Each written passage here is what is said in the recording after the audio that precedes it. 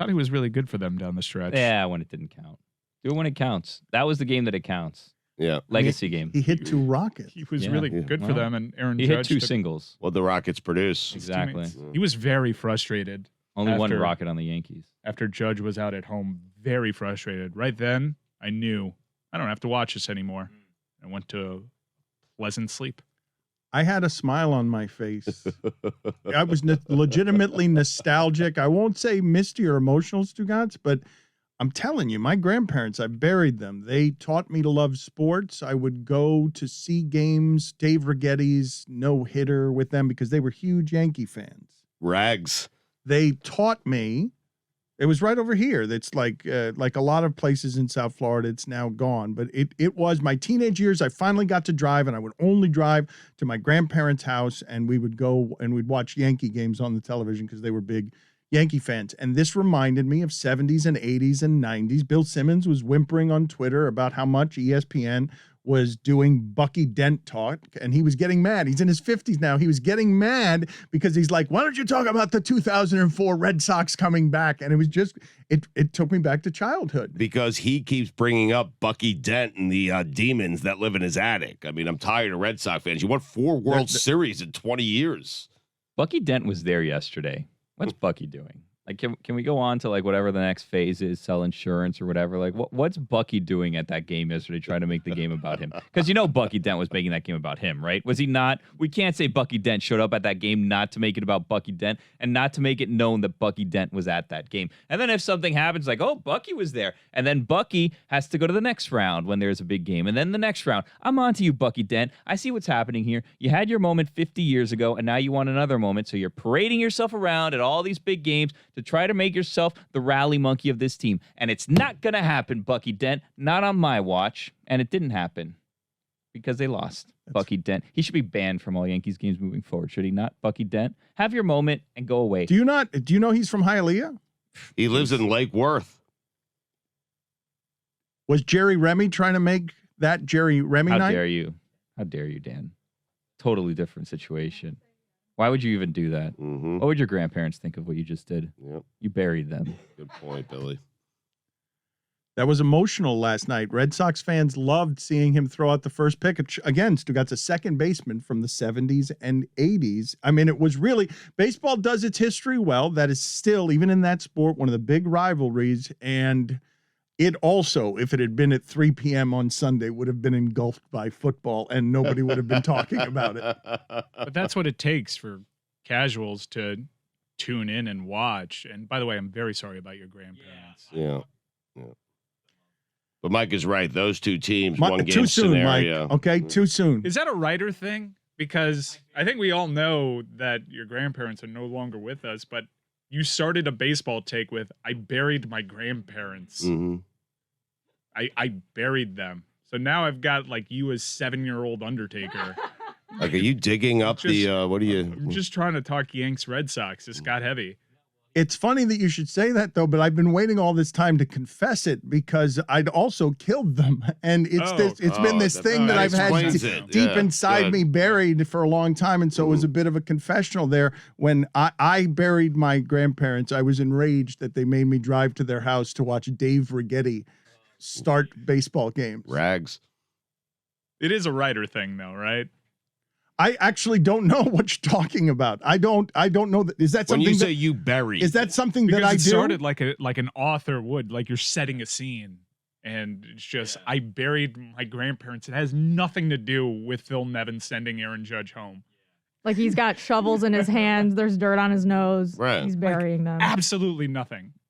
Totally separate things. Yeah. When you said you got emotional, I thought you were going to say like the Schwartz home run made you cry or something. I was like, okay. That makes 2 of us. Yeah, Schwartz. I didn't quite get too emotional. I just said it was in the realm of where the misty stuff is. I believe I was pretty cautious. I got emotional when I buried my grandparents. That's more understandable than Schwartz's home run. What are some other sports moments that reminded you of your dead grandparents? Was it when Dave Roberts stole?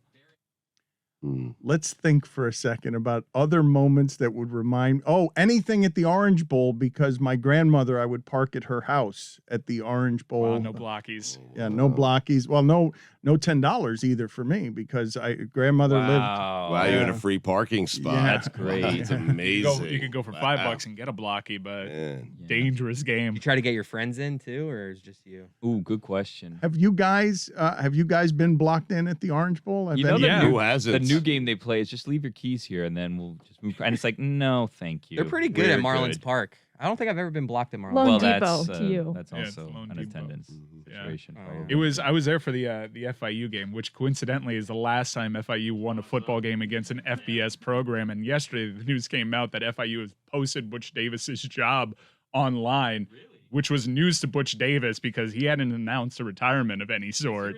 But it was actually real cool to see no blocky back in full force Wait, that one wait, time, I- 680 days ago. I've got a lot of questions. FIU is posting its head coaching vacancy. Yeah, like on ZipRecruiter. Yeah. The smartest way It's to the hire. smartest place to hire. dude. Most qualified Can anyone candidates. apply? Like, I can just go. Thousands of put in my qualified resume? candidates within minutes. Yeah. They're powerful matching Oh, damn. technology. Yes.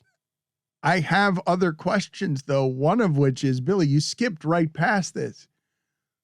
There are entrepreneurs in that neighborhood in Miami who are telling you to trust them with the keys to your car when you Yeah. don't trust them to not block you in. You don't trust them to not leave you out there till midnight in front of another car because they're just doing business out there and they're taking things $10 at a time. There can't be anybody who's leaving their keys with a random stranger who lives near the Orange Bowl. Would never. Probably not. I mean, because it's a slide puzzle, what they do with the cars, right? If you're going to get blocked in, then you just have to start moving the cars a little bit at a time until you get it out. But yeah, their whole thing is, well, if you just leave us the keys, then no one will be blocked. And it's like, I don't know about that. I've had to do that before. If you have to go to a stadium that's in a city and you park in someone's like driveway, they'll ask for the keys. You just give a stranger your keys. What? Okay, but you You've might done be in a different city. Are you talking than about valet ours. parking? That's different. Yeah. We're You're talking thinking about of the valet Orange No, Bowl, I'm not by the talking way. about valet, Valet parking is parking. different. Wait a minute. When you do this at Wrigleyville, how many roosters are there? Because I You counted give a 5. stranger your keys? Yeah, mean, but I in a different haven't- in a different No, city. I'm not saying you. Do but you just ask for that's collateral? wild. Like, Like, that's give what me your they- wedding ring or something? No, I mean, you know where the person lives, though. No, you don't know if they live there. No, you do not. Exactly. Not here. You're This a is the real OB rookie. experience. Nothing is real here, Jessica. You need to understand that you don't know if there's a meth lab in there. You don't know if it's just an abuelo.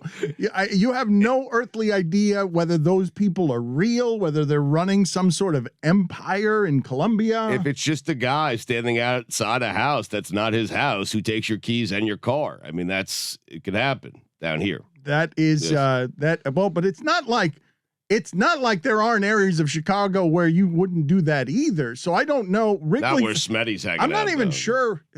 The White Sox don't play where the Cubs do. The Cubs is a friendly, loving neighborhood, correct? Careful, Dan. I mean, I haven't lived in Chicago in a few years, so I really can't like speak to what the neighborhoods are like right now. The friendly confines.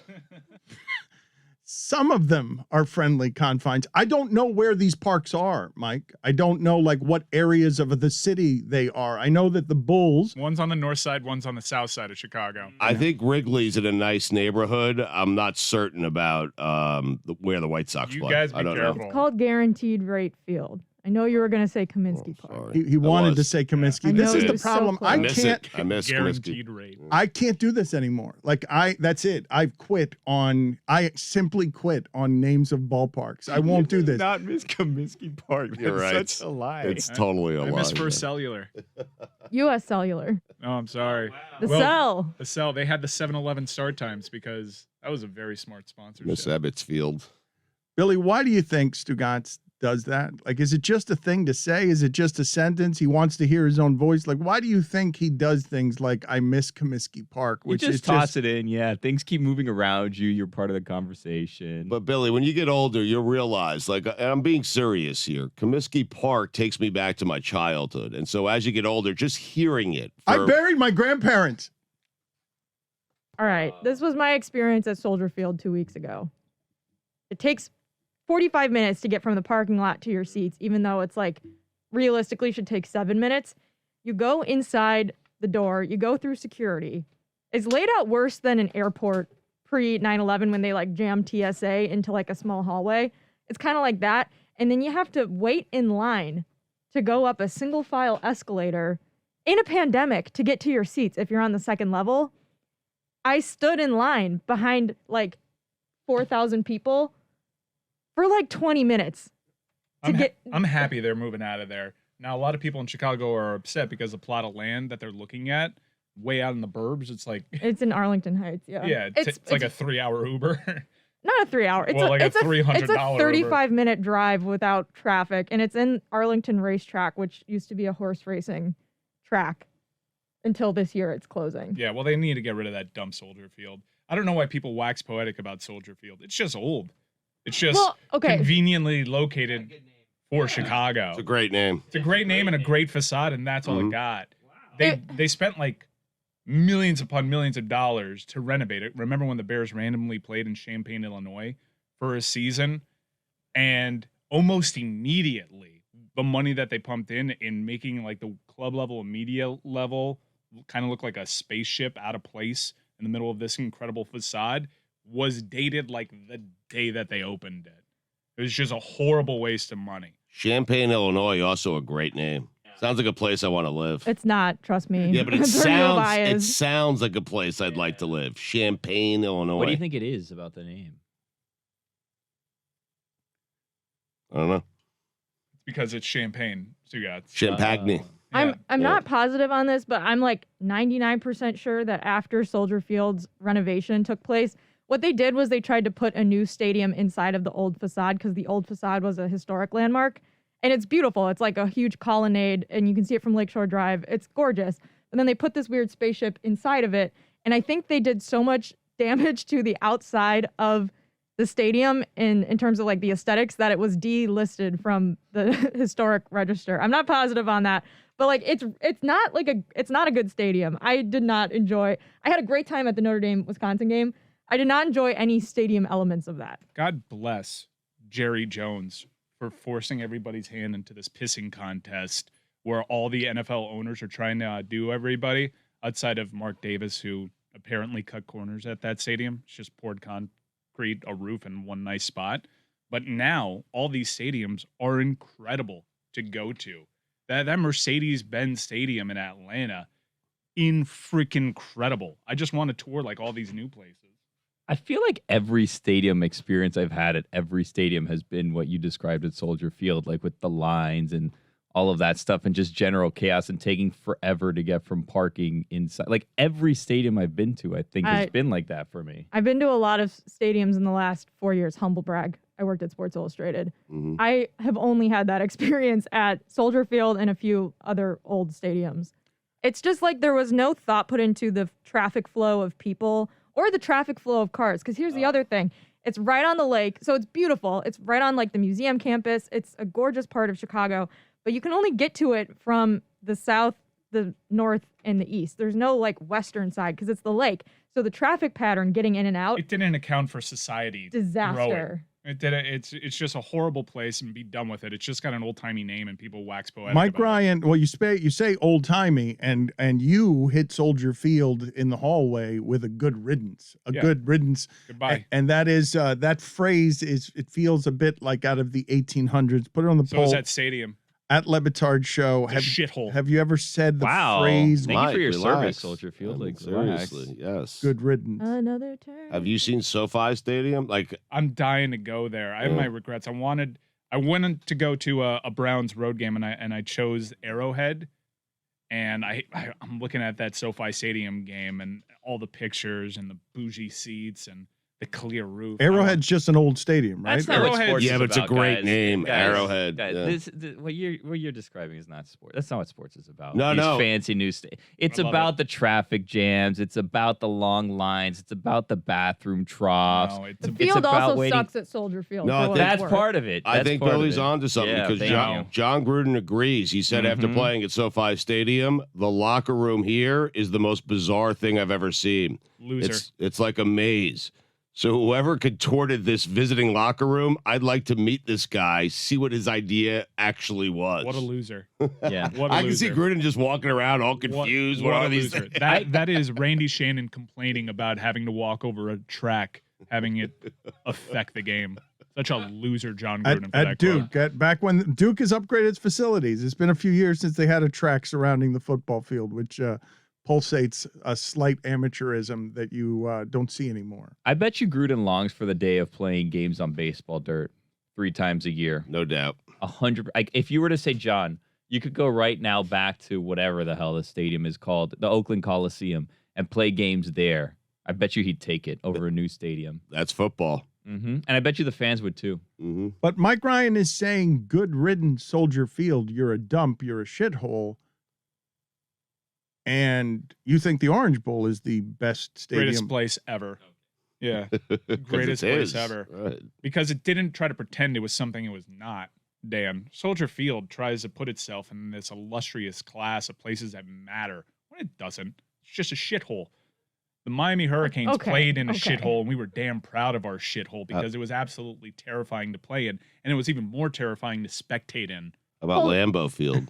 and urinate in and just sit in because there might be urine coming from a trough above you. I stopped going to that bathroom because of how scary it was and because of how I No. was certain everyone was looking at my wiener. But to Billy's point, part of going to a football game is you have to be nervous when you go to the bathroom. Mhm. Yeah, look, if I'm nervous walking into the place, imagine how Texas A&M feels on the Thursday night.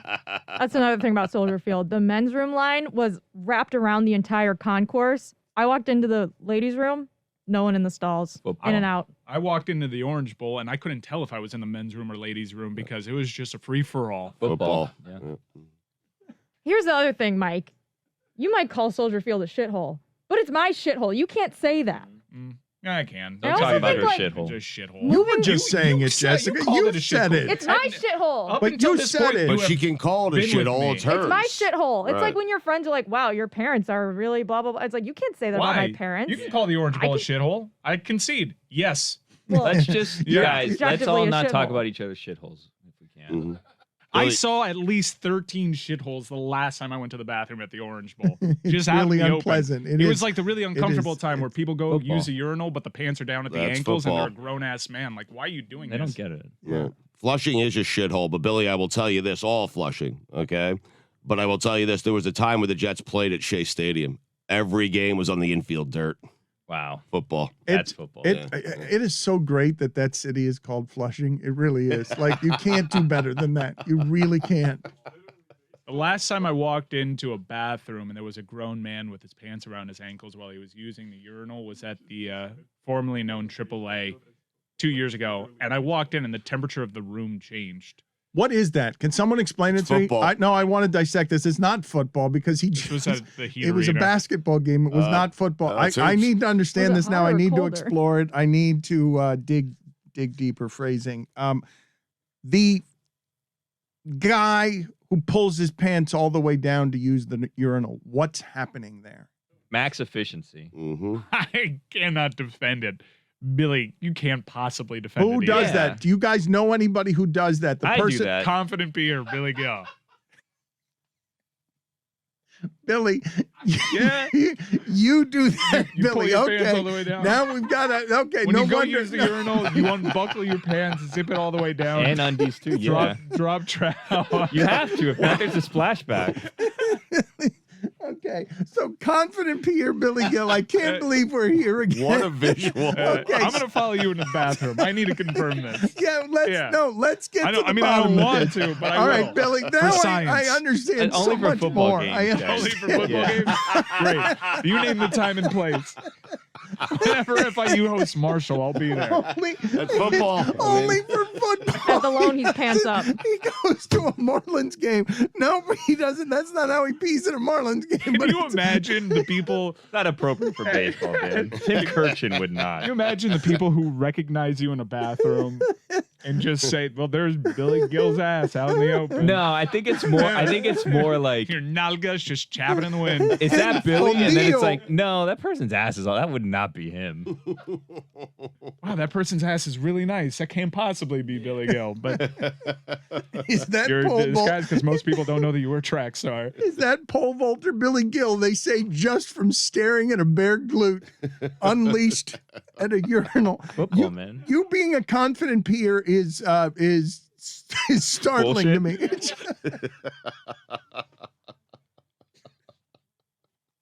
I was trying to explore that guy who does that. Is I it? thought you meant Ray Lewis.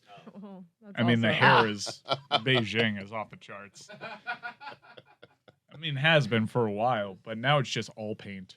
Do you know anyone in your life, seriously, that you think would do that? Would be that guy in the bathroom? Because I have one guy that, and like no one knows him. Me, you, Mike, we know him. I Greg think Cody. no, Murph. Murph? What? Is this from experience? Yes. What's But I need to know what's happening there. Were you not taught as a child? I can't believe when he went to the bathroom, he actually used it. Mike, every few years around here, we are talking to new people and we are explaining to them that not everybody wipes the way you do. It's not something that's talked about very much. The way that I do personally. The way that How do you know? listening to this, I've been watching. One listening to this would absorb. You either are a standing wiper or a sitting wiper, and both kinds of wipers think the other kind of wiper doesn't exist. Was someone not taught something about public behavior by their parents that would make them at a urinal pull their pants all the way down when no one else has pulled their pants all the way down? I think that's exactly the way that they were taught. It was the way that I was taught. I remember up to a certain age, I was pulling my pants all the way down. And then I realized that that's not something that you do. And Maybe- instead, but it's ma- just an arrested development for some folks. So when a 45-year-old person is doing that, it's because they were taught at 2 or 1.5, 18 months, whenever you potty train, or earlier than that, you were taught if you appear at a urinal or if you appear at the toilet, you pull your pants all the way down. Not a urinal because you're not using a And urinal. I don't want as to a- get inside those guys, but I don't really know what's going on there outside of arrested development and the fact that they make everyone so uncomfortable around them to the point that they don't actually have their behavior called out. But you don't notice that no one else at the trough is doing what you're doing? They in a- have to be drunk. There's Yeah, Dan, no, they don't care. Yeah, Right. it's not something they're Right. doing every time. Well, do we know that for certain? I mean, Is that just like a drunk move for some folks? could it be a drunk move, lack of a belt? You have a beer in your other hand. Oh, I man, mean, Oh, lack you've of got a it being belt. an accident. You've got just fat guys like I pants just got to slide do what I down. got to do. Like, yeah, I got to go to the Yeah. bathroom. I want to get back to the game. I'm just letting my pants fall. I suppose it Do could not be put this on the football. grid of death, please. I suppose this could be, you're afraid of someone looking at your wiener still at the And trough? my ass. Oh, I can't. I'm more afraid of someone looking at my ass than my penis. Really? Way Hmm. more. I'm proud Wow. of one. Huh. So Really? you have a dad ass? You are now ashamed of your dad ass. I used to be Fast. fat, Dan. I used to be fat. Some would say I'm still there, but I used to be really fat when I was a child. You know what that means? Stretch marks. I don't want people seeing that. Sad. I'd rather you see my whole lower half than my belly button. That's not true. No, come on, let me see it. That's we not played true. this game before. We did play this game. Yeah, it but was now I want to see very. the lower half. Let's see the full lower. It half. towed the line. It crossed the line. You would rather, It was on the line. wait a minute. You would rather that people see your entire, like nude, Mm-hmm. below Hole and all. Yeah. Then, Hole and all. No. Oh, I'm not gonna spread. I'm not gonna like. Okay, I'm not gonna this do is- Ace Ventura. No. but wait a minute. So because you're that insecure about your belly button? Just right now, the whole Did they belly tie it button wrong? What situation- happened? No, I'm just like You've seen his dad's belly Loops who button. pull. What did they do wrong? I'm I'm not saying I'm confident, but I just my butt and I'm just not I'm not lacking confidence as much as I am when I'm You talking. feel on air better for about my your lower butt half. than your belly button. Yeah. All right. What This does turned it into look group like? Come on, let me see therapy. it. I mean, the belly button has to look. I mean, do you have Cueto coming out of you? Or? He must have something good reference from a 1984 Total Recall movie, Stugotz. Do you have an Audi? No, it's not the belly button itself that I'm embarrassed about. It's just like my gut. Like I just got a little gut right now. You could pinch a couple inches on my gut right now, and I don't want to show you that. Okay. I love your Can't pitch gut. a couple inches on your butt. No, but I think on your butt, you're looking for that. Am I right, fellas? What? Not really. Not really. No, thank you. no. With you in particular. I have no Anyways. butt. Like as I get older, You I- don't. yeah, I have no butt. You're all gut, no butt. Yep, Belts are important for you. very important. You walk like John Gruden. I That's do. that's what I was looking for yesterday when we were talking about this. How John Gruden walks. It's a waddle. It's all gut, no butt. It's your front is extra front and your back is pushed into the front. Yes. It's the way a I'd cartoon. like to even that out just a little bit. You know. It's the way a Yeah. cartoon character walks. What do you think Gruden looks like when he's walking by a pool? Like he's on vacation poolside with that strut. You think he does like the floral print, like board shorts? I just immediately went to yellow shorts, yellow, Mm. and to his knees. An No, advisor, obviously, right? Yeah, without a doubt, Yeah, visor. Definitely a visor guy. what? How do you imagine this? I imagine last night Mike Schur running around his house for some reason in tighty whities because the Red Sox beat the Yankees.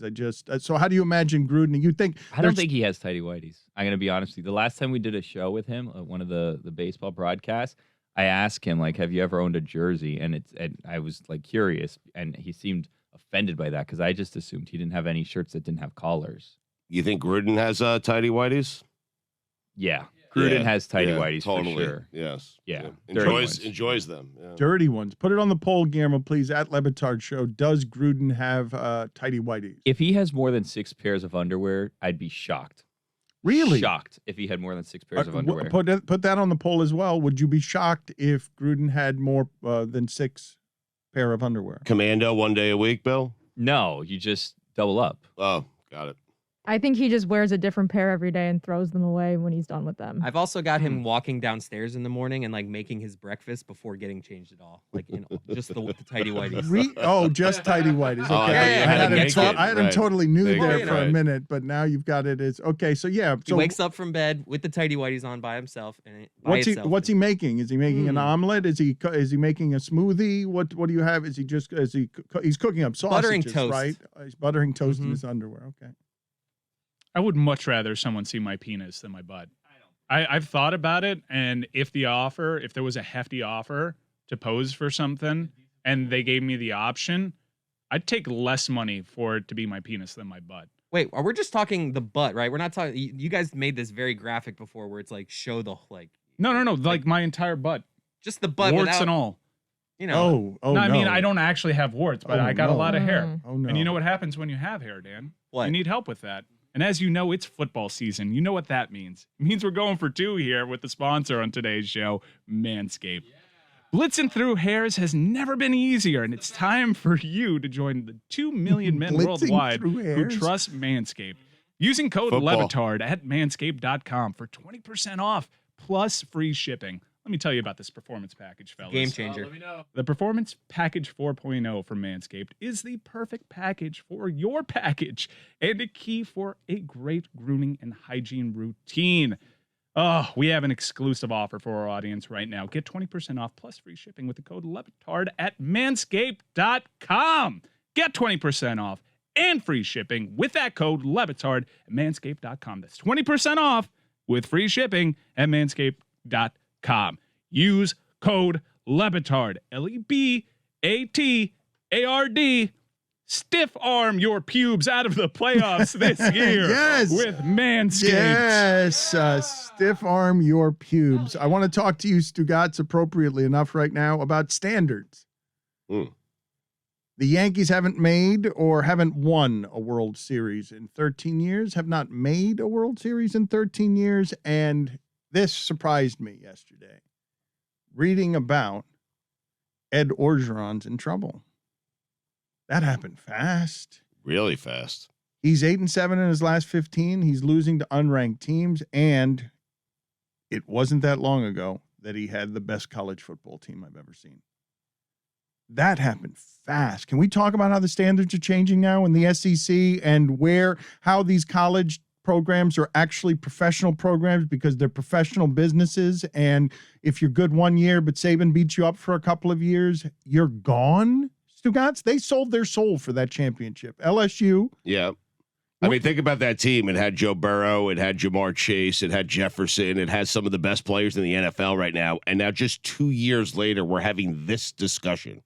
That happened fast, and it is the professionalization, and you better get used to it if you're not already, of what that SEC is about to become. Yes. Because everyone's around the money, everyone's around the television dollars, everyone's around the football, and everyone in the SEC, the networks included, are realizing, wait a minute, we can have you guys are out here with all these XFLs that fail right and left. Nah, we'll do it over here, apart from college football, as a higher form of college football, adding Texas and Oklahoma, and they're going to make it more professional, and that's where the standard's going to be. The standard's going to be, Ed Orgeron, thanks for your greatest team I've ever seen 2 years ago. You're 8-7 in your last 15. Oh, I'm sorry. We got to get more money. And this Cajun thing isn't so cute at 8-7. Mm-hmm. Oh, wait a minute. You're not as smart as Saban when you're 8-7. Right. When you've got all the players in your school. Like, get used to this as I can't even imagine what this is going to be, Stugotz. Now that name and likeness money is in play, there is going to be a cauldron of SEC football that simply becomes the closest thing you've seen in your life to the pros. But it should be, right? I mean, that's a good thing for college sports. Oh, it just right? breaks it apart. I've been wanting to get rid of these bowl games and everything else for a long time. I'm just saying that Brian Cashman, in a city that I used to think was a cauldron, hasn't been there in 13 years. That franchise represents, we'll fire you right away. We're the height of professionalism. This is the biggest brand in sports. And now it's Ed Orgeron, 15 games, you're in trouble after the best team I've ever seen put on a college football uniform. Also after a pretty significant Title IX investigation, though, after the national championship. But that's not what's going to get him gone, because if that's what was going to get him gone, he'd be gone already. 8-7 is going to get him gone. Like, they'll file it under other stuff, and we can make it about that if you want, but Urban Meyer can have all the scandals that he wants, and he survives them because he wins. And I'm just saying that's where we're headed with this mercenary stuff. The best 16 coaches in this space, Stugotz, between college and pros, the best 16 jobs that aren't the professional ego jobs are going to be in the SEC. Probably, yeah. But I mean, you've already seen it, right? Lane Kiffin and Mike Leach, and these guys are they're first to like, oh, wait a minute, Jimbo Fisher, they're like, no, we got to get in there because that's going to be the next. That's going to be the highest form. It's going to be like not AAA baseball, quadruple A baseball. But Lane Kiffin would leave for USC tomorrow. I feel like he would. Right? Maybe, Stugotz. I don't know if it's going to be the norm as quickly as you think it's going to be. Like Jim Harbaugh is going to coach Michigan for as long as he wants to. I'm just watching the change. Right. Like it's inevitable. It might. I don't know. It's not going to be tomorrow, but it's going to be 5 years from now. Sure. The SEC is going to be. It's also going to have all of ESPN's backing with the SEC network. Stugotz, the things happening at ESPN right now. If you're watching, Bomani Jones reportedly leaving, and the mess they're in with Sage Steele that we'll talk about with Jamel Hill later in the show.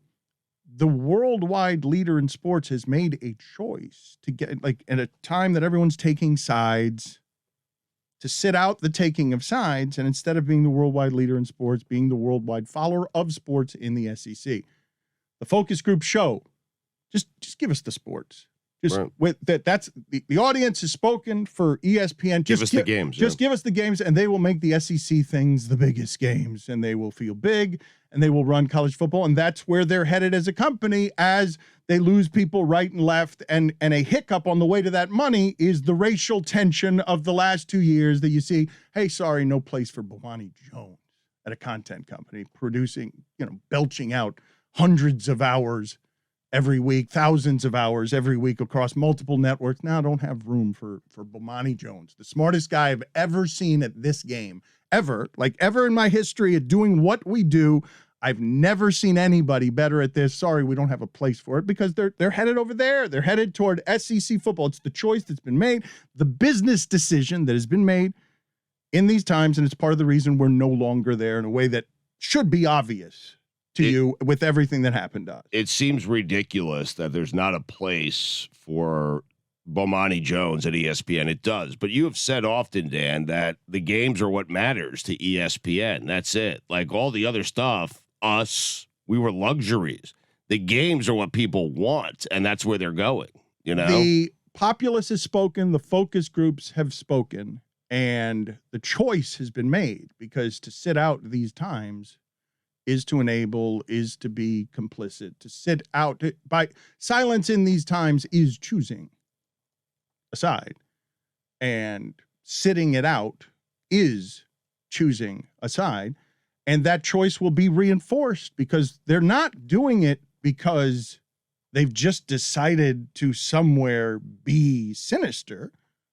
The focus groups are telling them this is what the fans want. And it's no surprise, if you're looking at America, of course, they're going to now want it less than ever. Now they're going to want the pushing of the politics in the race less than ever. They've never wanted it, but it's been so much better concealed before the not wanting it. Now it's out in the open, Stugotz. Now everyone can see it. No, the choice is being made. We have to serve whatever it is the SEC football fan wants, and the SEC football fan has spoken that what he or she doesn't want is politics, race, anything other than the escape. Yeah, but you're conceding that that's what you and people like you at that network did. And you did that some. Vast majority of the stuff that you did wasn't that. It was still very good. No, but Mike, some is too much, is what I'm telling you. Any amount of some, especially look at what's happened in America. I drop a dollop of any vaccine talk here, boom. What drops into the water is an explosion. It doesn't matter what I say. Anything vaccine related, anything mask, anything science, anything religion. Adam McKay's about to make a great movie about climate change. It's going to be amazing on Netflix. It will get a 68 Rotten Tomatoes score, because that's what's happening now. 30% of the people will go someplace else and yell at you and not agree with what you're doing if you touch any of the places that are science, race, politics, more than ever. But if you want that stuff, Dan, there are plenty of places to get it. I'm not saying I agree with ESPN's philosophy. I'm just asking, we're having a conversation here. I do. Well, no, hold on a second. That's what they're good at. Just do what you're good at. There are plenty of places to go get that. I'm watching CNN over the last 2 years more than I've watched it my entire life. I go to it on a regular basis because of everything that's happening in the world, and they're informed about it. And I'm not saying that the folks at ESPN, if they were given the opportunity to talk about it, aren't informed about it. I've spoken to Bomani about it. You're right. Best I've ever heard. Smartest guy I've heard in this entire industry. But ESPN is saying, hey, here's a place where you can get away from it, and it's just games. Here are the games. Have football games, have baseball games, have hockey games. Get away from all of that discussion, and for an hour or two, you could just watch a game. Lean all the way into it. They very clearly decided that they can't do both, which is weird because a worldwide leader could do both. But they've punted on things like digital audio and thought-provoking studio programming, and they should just lean into what they're good at this point, which is broadcasting games, because their game production is still very good. And their studio program just needs to be designed for getting you to watch the games. We'll talk about the last game you saw here. And don't forget to watch Raiders-Chargers on Monday night. It's what they do best. Go for it. I mean, it just so happens they have the best college football pregame show. It's only going to get better, too, with the SEC program. That's only going to get better, right. Like, they're just, here's what we're good at. Here. Yeah, hockey, have it, eat it. UFC, some baseball, more football with this next MNF package. Do it. They should cut back. I mean, when you look at it, Bomani is underpaid in my opinion because I think he's very smart. But if you look at what they were actually paying him for, a podcast they don't know how to promote really, and a show that is now pivoting to social media called Debatable, said if that's the plan, they shouldn't bring him back, right? That's not serving Bomani Jones. No, the part. Listen, if this sounds to me like I think they're doing the wrong thing, all I'm pointing out to you is this is the thing that they're doing. Do what you want with it.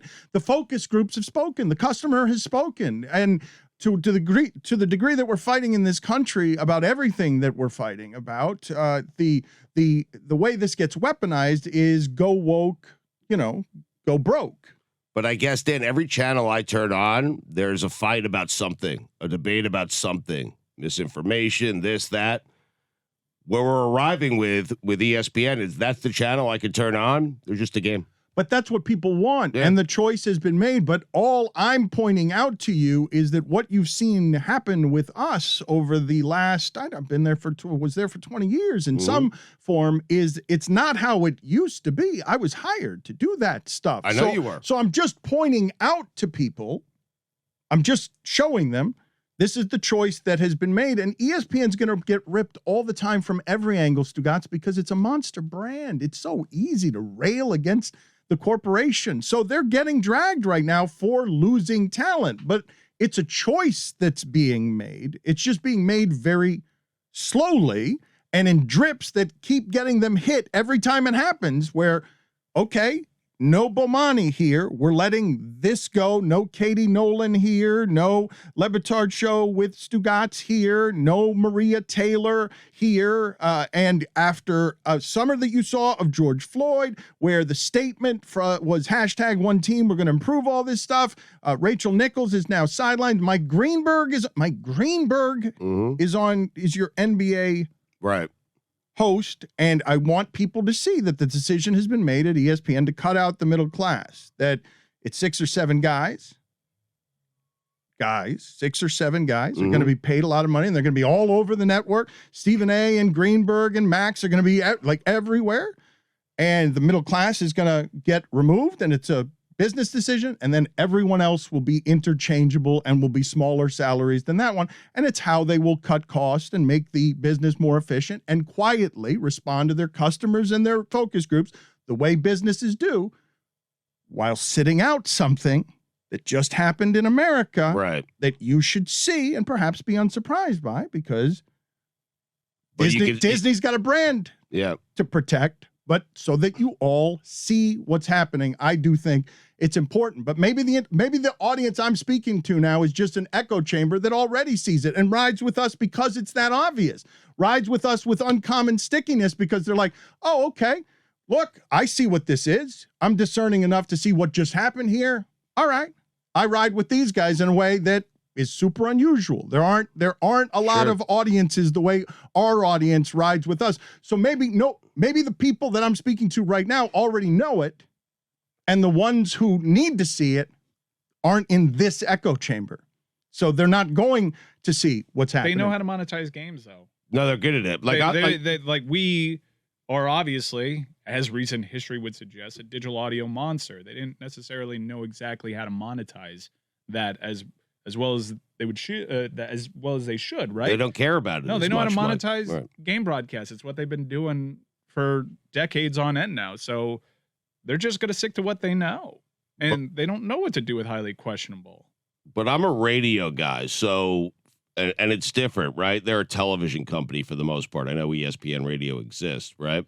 ESPN Radio has always been a fly around an elephant's Right. tail. Their budget at the highest point was like $120 million, and that is nothing for what it is. But it was a moneymaker still, and it's still pumping it. They're squeezing out all the money that they can. It's a lot of work to make some money, Mike, where putting on games is not nearly as much work. Yeah, I guess. But I'm a talent guy, so I love talent, and so I'm always in favor of talent. I know how hard this is to do, and someone like Bomani Jones to me is invaluable. But if I ran a television company and ran ESPN, and my choice was talent or games, and I could only have one, I'm putting games on all day. No, I have this pot of Dan Le Batard, Katie Nolan, Bomani Jones. I see what they make annually, and I see what I pay the NHL annually. For me, if I'm running that company at this point, knowing what I do well, I play in my strengths, and I just like, okay, out of that pot into NHL pot.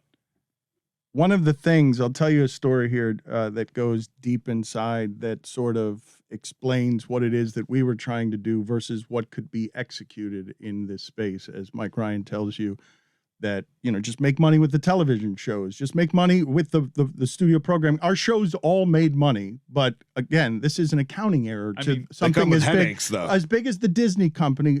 It's an accounting error. All of it, highly questionable. All of it is an accounting error. These are very small things, but toward the last year of trying to reinvent highly questionable, when my dad was bluffing on his holdout. My father asked them for more money with a legitimate holdout, and it's because he didn't want to do it anymore, and he thought they were going to laugh at him and say no, but they paid him, and so he got stuck, and he really didn't actually want to do the show anymore. He was tired and an old person, and so I wanted to reinvent the show. And one of the things that I was trying to do while keeping this stable of amazing people and friends, is make it a show where 5 days a week, some of the people were working on the 3 days we were making the television, and on the other days, 2 days, people were just sort of making television bits to see if we can create like a group of correspondents that felt like whatever it is you like from the Daily Show. Just reinvent the show to not debatable on a streaming service, but into something that felt a little bit bigger and different. And the answer was that it was just easier to have me and Bomani talk for 5 minutes. And it is. It's easier to make that kind of television, to just, throw out topic X and not do and so I wanted to do something that was a little bit different, or I thought better. Maybe it's not actually better. Maybe people just want, when watching television, to have not sports comedy, right? Because it is pretty amazing. Would you not agree that in this realm of programming, there's never been a sketch comedy or any kind of thing? It's not even something you think to associate with ESPN. As everyone gets into streaming, and now every actor will tell you everybody's working now. There's nobody who's not working now. Everybody's got a job now all over because content is in supply. If you've got branding and channels all over the place, wouldn't you throw on a couple of them, playmakers or something on a couple of them, instead of just debate shows that exist as infomercials to get you to the next program? Wouldn't you? It'd be something that, with that kind of money and stage and platform, right, I'd want to do it just because I'd want to play creatively. But it's not something. It's not what they do. What Mike is saying is they want games, Dan. Games give you games. They've had dalliances. They haven't done it well because it's the same people that are in charge of the sports are like, how do we make you work here on the mothership? And how do we make you fit the culture here? And if they don't necessarily fit the culture, they start making people feel uncomfortable. Whether it's the Part of My Take guys with Barstool Van Talk, us, more sports, Stephen A. Smith doing what kind of felt like a late night talk show well before it was ready, and now he just wants to go back to that. They've proven time and time again that they aren't comfortable with that. They know what they're comfortable with. Squeezing every last dime out of terrestrial radio, squeezing all the available money out of game broadcasts, and touting their high ratings for game broadcasts. Putting Mike Greenberg on everything. That's what they do well. Mm-hmm. So just play to your strengths. It's the advice I would give them. I don't think what they're doing is wrong. Look, if they're not going to be this ambitious company and really put true support and resources, which they may put resources, but support people that are in charge that get your message, then why even do this whole thing? There's plenty of options. If I want to get informed and entertained in ways that I'm not used to on ESPN, I go seek it out. I find podcasts. I find streaming shows. You bet your ass I'm going to be there if I have Vanderbilt plus 7.5. And what makes you think debatable won't be creative? Oh, I'm sorry. I didn't mean, it was the name that bothered me. I love those people. You should know that I love those people. I think they're laughing at me by using so many of the same letters in my name to make it debatable, when it's the exact opposite of what it is that I, aspired to in this space, right? Because you knew as soon as I got here that I hate the debate format. As soon as I got on PTI, all I did was wreck their games and disrespect all the nonsense, because I'm like, oh no, don't make it debatable. This is we just argued. You guys were a debate show. You just agreed with each other. I say this as somebody. What's funny is I've been called an echo chamber. What I find funny about that is I'm sitting here saying I don't want to do a debate show, and we're not that far removed from yelling at each other about how good Phil Nevin was. Oh my God! Today Above I want to average. watch that. Yeah. You should call it Dan Baitable. They kind of did. I did not mean to suggest that show will not be creative. That's not what I meant. I just thought that going from highly questionable, which is what we were going for, weird in a Hialeah, in Bucky Dent's Hialeah kitchen. I mean, it's odd. I mean, questionable and debatable are also synonyms. But highly questionable. We were going for weird. Man, if I could have. All right, highly debatable. Would that make you happier? It's the same shit. It is the same shit. We were trying to package it differently, but there's only so different that you can be. There's going to be a be. box, someone doing the show off of their MacBook. There's a zebra driving a bicycle, though, Diane. The whole second half of the show was dumb videos. But the first half of the show was a whole lot of, do you think Chris Paul is going to make the Oklahoma City Thunder better? Roped you in. Did you? It was first take. He did. I got that one right. The other person agreed with you. While we're talking about ESPN, and I run something by you guys that I was workshopping last night.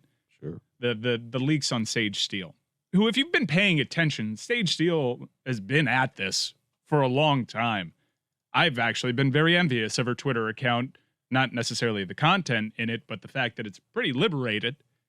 When I was told by higher-ups when I was there to not tweet stuff that was on the opposite line, like, okay, maybe some of these walls have fallen down. The only leak that's come out of it was her appearance on Jay Cutler's podcast, which, by the way, it's kind of funny that now the NFL players are getting the SportsCenter anchors in trouble.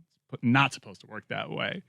It didn't go over well in Burbank and Bristol because she was taking a direct shot at company culture. It wasn't really so much what they said, but whenever we would step in it with political talk, there'd be all these leaks to like outkick the coverage and the New York Post about like not just that one moment, but everything that we were doing that was counterculture and not working. And it went down to like affiliate numbers, even though I'd love to see affiliate numbers now.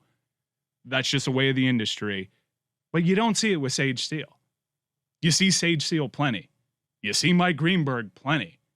And it's almost as if you can pinpoint the source of it and how these people have allies, and we just didn't. Why do they have allies? Now, they're very good on television. Sage Steele is good on television. Greenberg's a polished host. We weren't polished in that way, but is that what we did wrong? Or did we just do something else wrong?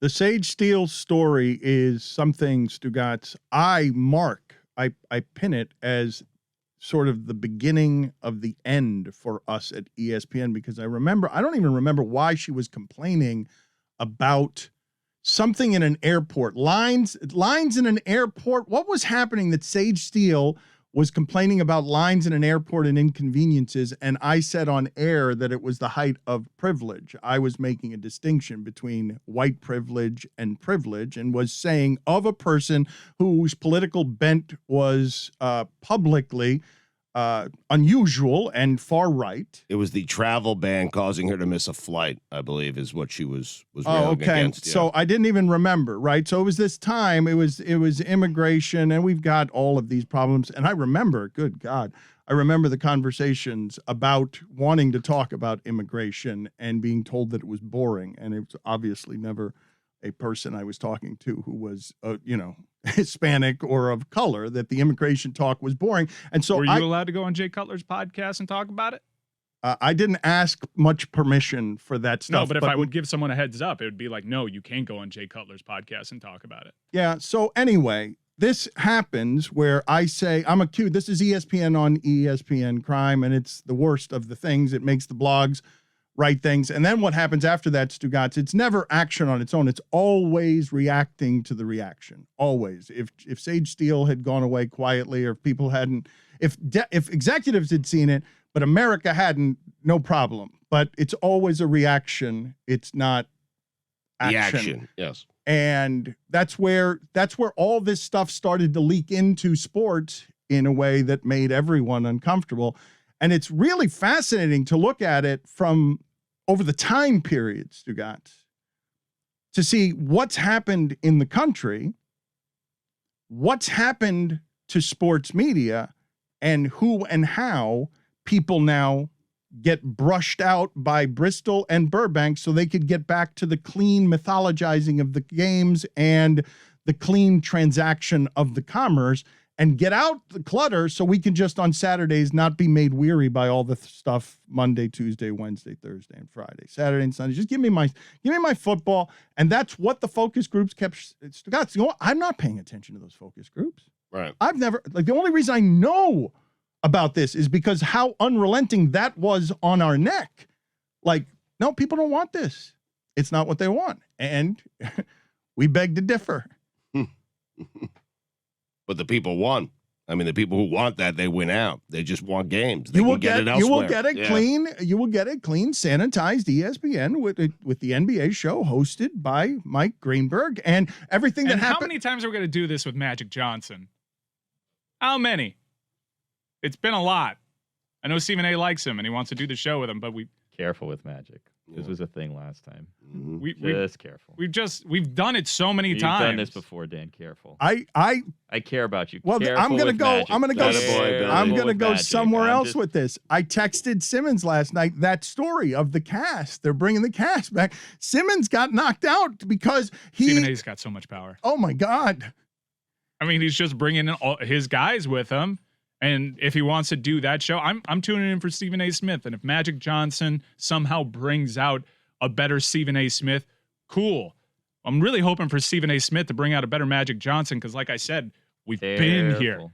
We've been here. Very careful. We've been. Mike. ESPN itself has been there several times. Like, how many times are you going to reintroduce Magic Johnson to spice things up?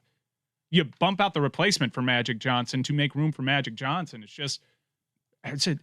He's a personification of his own Twitter account on It's television. so great though, isn't it? No, his Twitter account's great. Replace him with his Twitter account. Just have him give his NBA That's a analysis great idea. through his tweets. That is a great idea.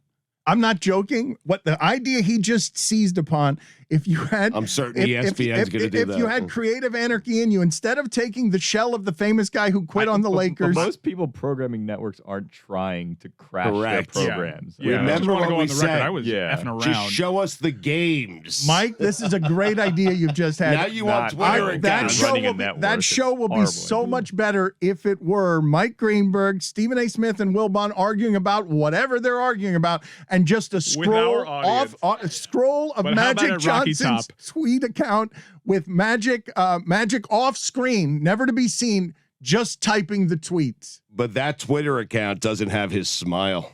Think of the drama if the lower third on a game broadcast was exclusively dedicated to Magic tweets. It's so And good. you would see 3 dots Mike, when it's he's about to fire something Such a up. good idea. I'm saying we should do a second screen experience where one of us inhabits the fake Magic Johnson account of obvious observations. All we have is fake Tony Dungy.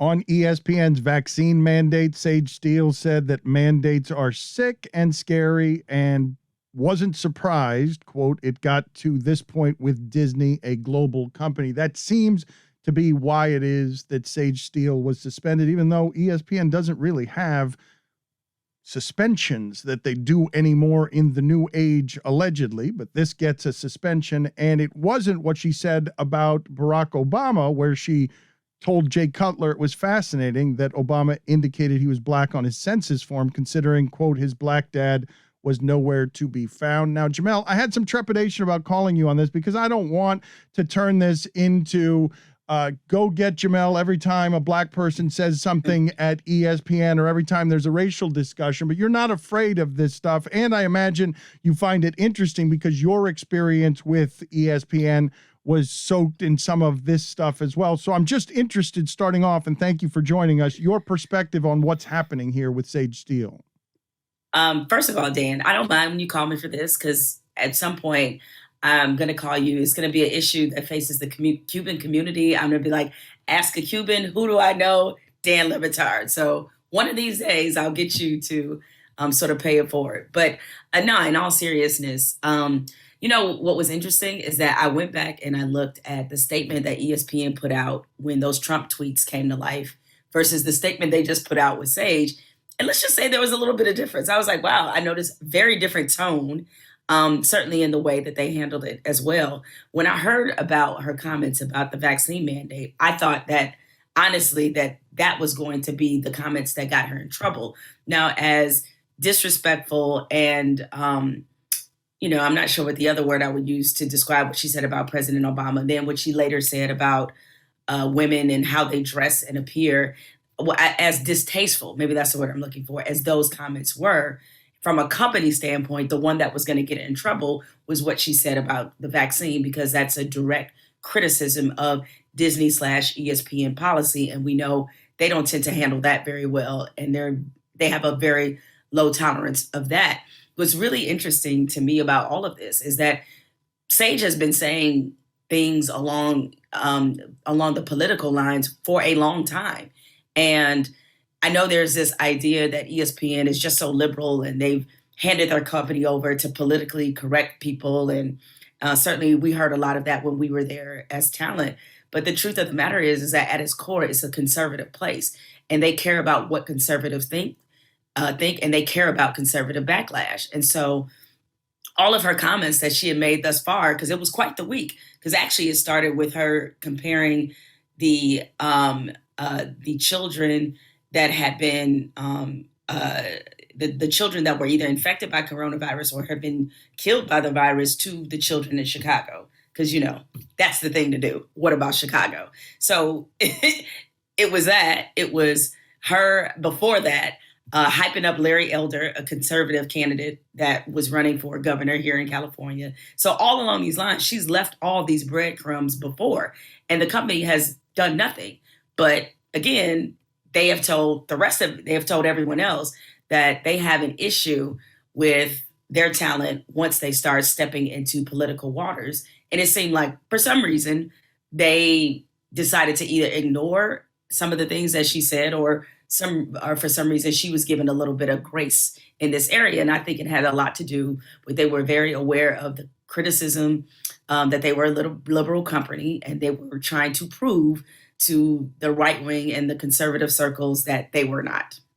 Well, let's attack these one at a time because it was quite a week. So one of the things she said about female journalists was, quote, "When you dress like that, I'm not saying you deserve the gross comments, but you know what you're doing when you're putting that outfit on," end quote. So let's start there before we get to the statement and some of the other stuff.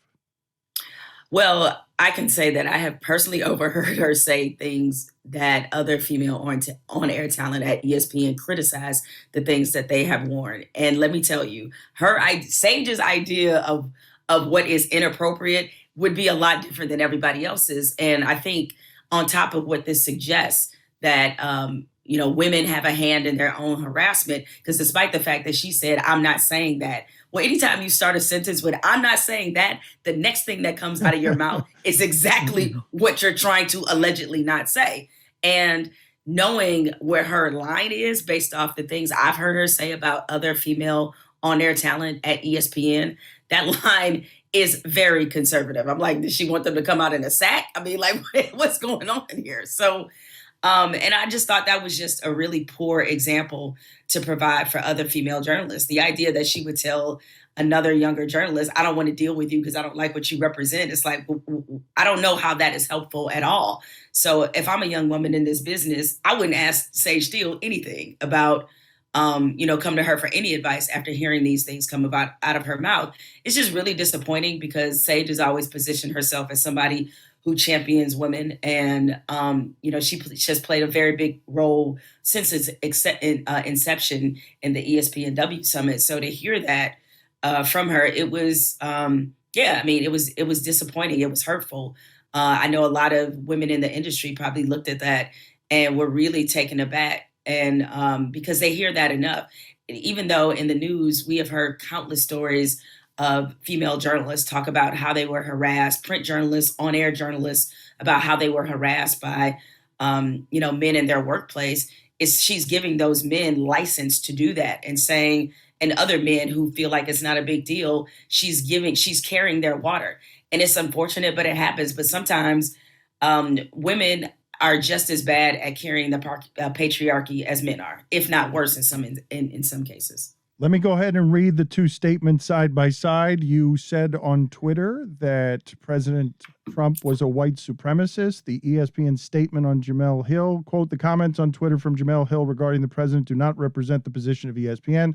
We have addressed this with Jemele and she recognizes her actions were inappropriate." The statement on Sage Steele is, "At ESPN, we embrace different points of view. Dialogue and discussion makes this place great. That said, we expect that those points of view be expressed respectfully in a manner consistent with our values and in line with our internal policies. We are having direct conversations with Sage, and those conversations will remain private." What are the differences you see there? No, number one, I guess I should have said what I said about Donald Trump more respectfully, because then maybe they would have welcomed my viewpoint. And interesting that they also noted that their conversations with Sage remain private. And they had no, compunction about letting people know that we have reprimanded her. And by the way, Jamel did not consider those comments inappropriate, by the way. So I don't know what to say about that part of the statement. So it just, as you notice, that they were a lot more heavy-handed and harsh. And look, I don't like to get into the whole comparison game, just because people then start to think that you're bitter about it, or that it holds a lot more importance in your life than people would like to think. So it's not one of those things, but it's that sometimes when these things happen, you're like, wow, where was all that grace when I was there? And so, again, as I said, like, I do think, and I'm happy to be proven wrong, but I do think that what's consistent about ESPN's policy and how they handle these things is that they're woefully inconsistent. And it does feel like a lot of times that they're trying to disprove a false narrative, and at the same time capitulate to a certain crowd to prove that, yes, right-wingers, ESPN is available for you too. Can it just be, Jamel, that they're ill-equipped for this? That this isn't the place where they're going to have consistent policies, because the whole world has changed, and it's changed around them very quickly. And how can they be consistent when they don't have a lot of precedent on being able to handle any of this stuff? No, I mean, the discipline, whether it be about something you said, something you did, it's always, the entire time I was there, and I know it was that way when you were there as well, is that it was always inconsistent. And I know each situation is different, and so they're judging about the situation sometimes, and you can't have, with certain things, a cookie cutter way of handling it all, especially when it comes to speech. And, you know, I wouldn't say this applies to ESPN in particular, but I would say for all of media, this idea that the people that deliver the news to you, the people that you come to for commentary at media outlets, the idea that they don't have any political opinions is a farce. And they're trying to fool the public into thinking, you know, when Don Lemon delivers you this, he has no political opinions himself, or that he's playing it straight lace or objective. And objectivity, they're dying on the hill of objectivity, and objectivity doesn't exist anymore. And we have to understand, too, there's a big difference between objectivity and fairness. I think fairness is required in journalism. Objectivity is not, because objectivity means that you're trying to both sides every issue. And sometimes that other side, all you're doing is giving credence and a platform to ignorance. Like, if we're talking about racism, why is there two sides? There shouldn't be two sides, okay? But yet constantly the framing of racial issues in the media is using the two sides narrative under the guise of objectivity. And I think in our business period, we need to let objectivity go with certain issues. What did you do with the Obama appraisal on the Jay Cutler podcast? Because I want to talk to you about the macro, but I'm legitimately confused at how she continually arrives at positions that infuriate Black people, because she gets waved around as a hero because she's espousing some viewpoints that they either feel anti-Black or worse. They don't feel it. They are it, you know? And so, because sometimes when people take a stand or they have an opinion about certain things, very fascinating to see who lines up behind them. You know, the same could be said for the NBA players who, you know, are against the vaccine. Look at who lined up behind them. They got Ted Cruz. Enough said. So with Sage, it's the same thing. I don't think that people, and I don't want to speak for all of the Black community, but at least in conversations and group chats that I've had about this, because my group chat has been exploding since this happened, or group chats. It's not that she wanted to pay, not tribute is not the right word, but she wanted to recognize the fact that she's Black and white. I don't think anybody cares about that. Usually, though, what happens when you're dealing with, this very complicated topic of mixed race, that it's the anti-Blackness of it is what seeps out, is that clinging to one side and denigrating another. Because notice that she dropped in there that, you know, it was fascinating that Obama would identify as Black, you know, because your father left you. Like, so she's not only taking a shot at Black people, She's then taking a shot at black men at all in one punch. And that's what set everybody off. Like, had she just simply said, like, I have two parents, one is white, one is black, and I feel indebted to them both. I feel like I need to represent both of them. Nobody says a word. We've heard other mixed race people, other biracial people have said this a lot, but it is a consistent denial of one side and denigrating one side that will set the black community off. Because look, we've already historically even obviously even today, we're already constantly fed messages about why we're not enough, about how we're inferior. And this is one of those things that really pricks a nerve because, essentially to what a lot of people got from that is that she just isn't comfortable embracing the fact that she's black. Because, let's be honest, when people look at Sage Steele, they don't see a white woman. They see a black woman. And I think that's upsetting for a lot of us that this would be a part of her heritage that she wouldn't necessarily be proud to represent.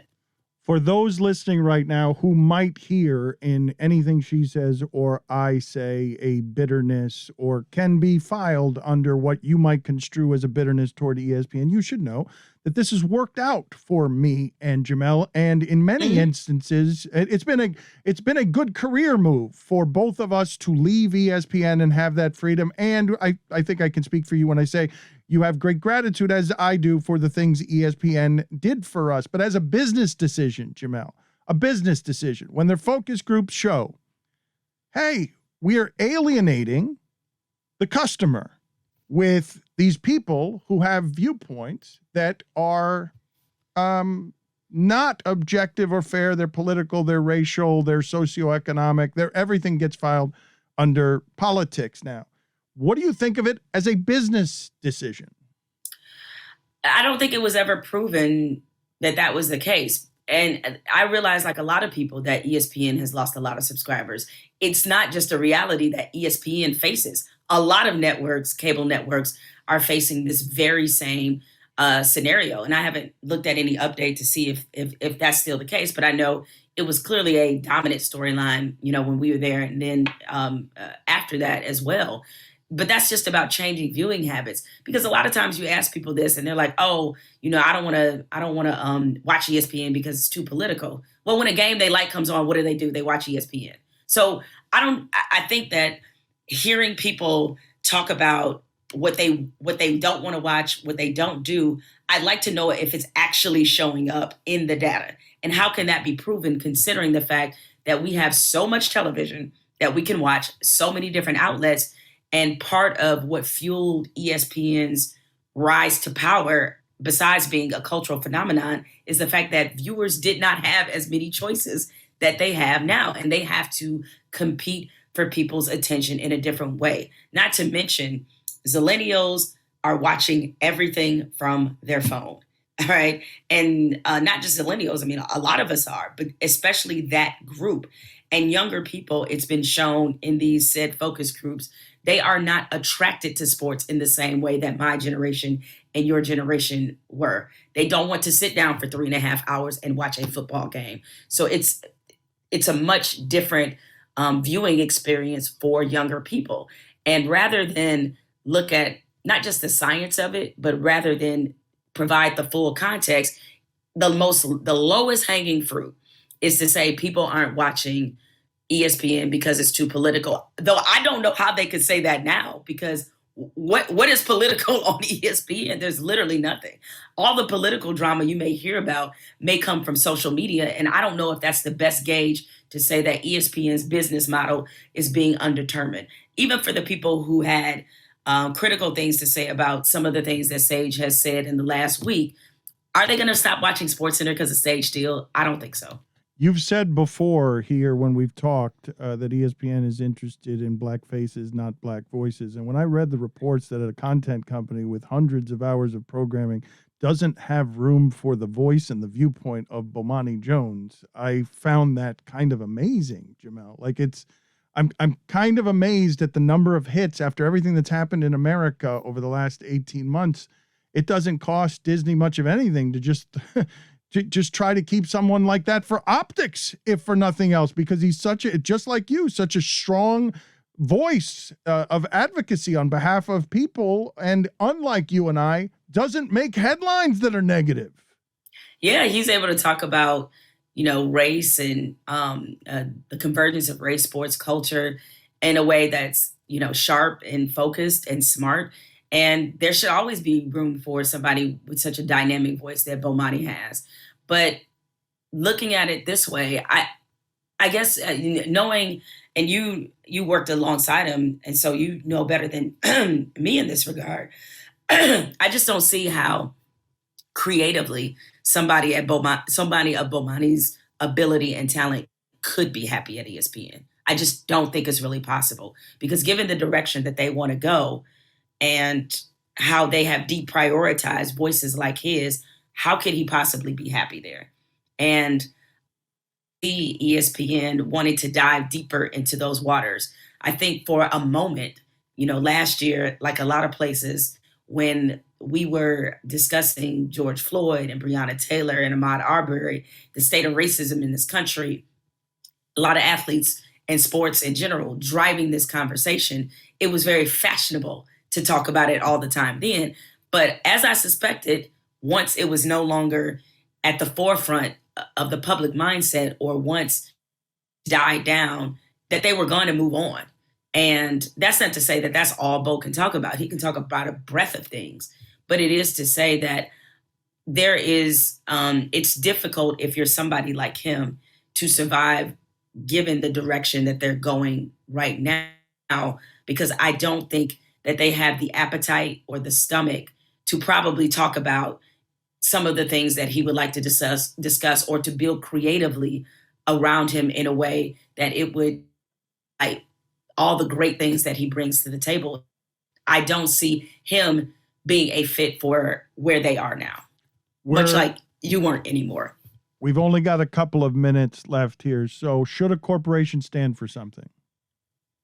I would like to think so. I think they should. I'll put it this way. I think they should if they say they do, okay? Because there's a lot of corporations who never give you the illusion they stand for anything but making money. Never do that. And even though, I'd like to, at the end of the day, feel like there is some level of corporate responsibility, if you don't give me that, if you don't give me that hint that you do want to stand for something and you just stand for making money, I'm good with that, because you're going to stay consistent. ESPN, on the other hand, and by extension Disney, they would like to play both sides of it, right? They like to air documentaries about, Black athletes who have spoken up and provide programming about social justice, and have, subsites like The Undefeated that's supposed to talk about culture and race and sports. They want the audience of that, but they don't want the smoke. And it's like, if you're going to delve into talking about racism and white supremacy and inequality and all these other things from a sports perspective, then you got to be here for the smoke. And then, which is why so many companies and corporations can't really do it in an authentic and genuine way. And that means supporting your people when the fire starts, and not just selectively supporting based off how you think this is going to play out in the media. So my issue with ESPN is the hypocrisy and the double-mindedness. My issue is not that they deserve to be held to some standards that other corporations aren't.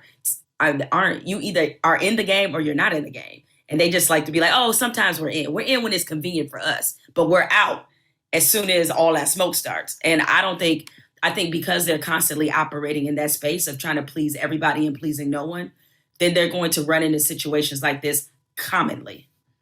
Always illuminating, always a pleasure. Thank you, Jamel, for making the time for us, always.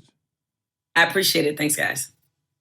We obsess and we dissect football endlessly, Stugotz, and the Arizona Cardinals. You want to guess, as the final unbeaten, what they were as an odds maker perspective to be the last undefeated team in football?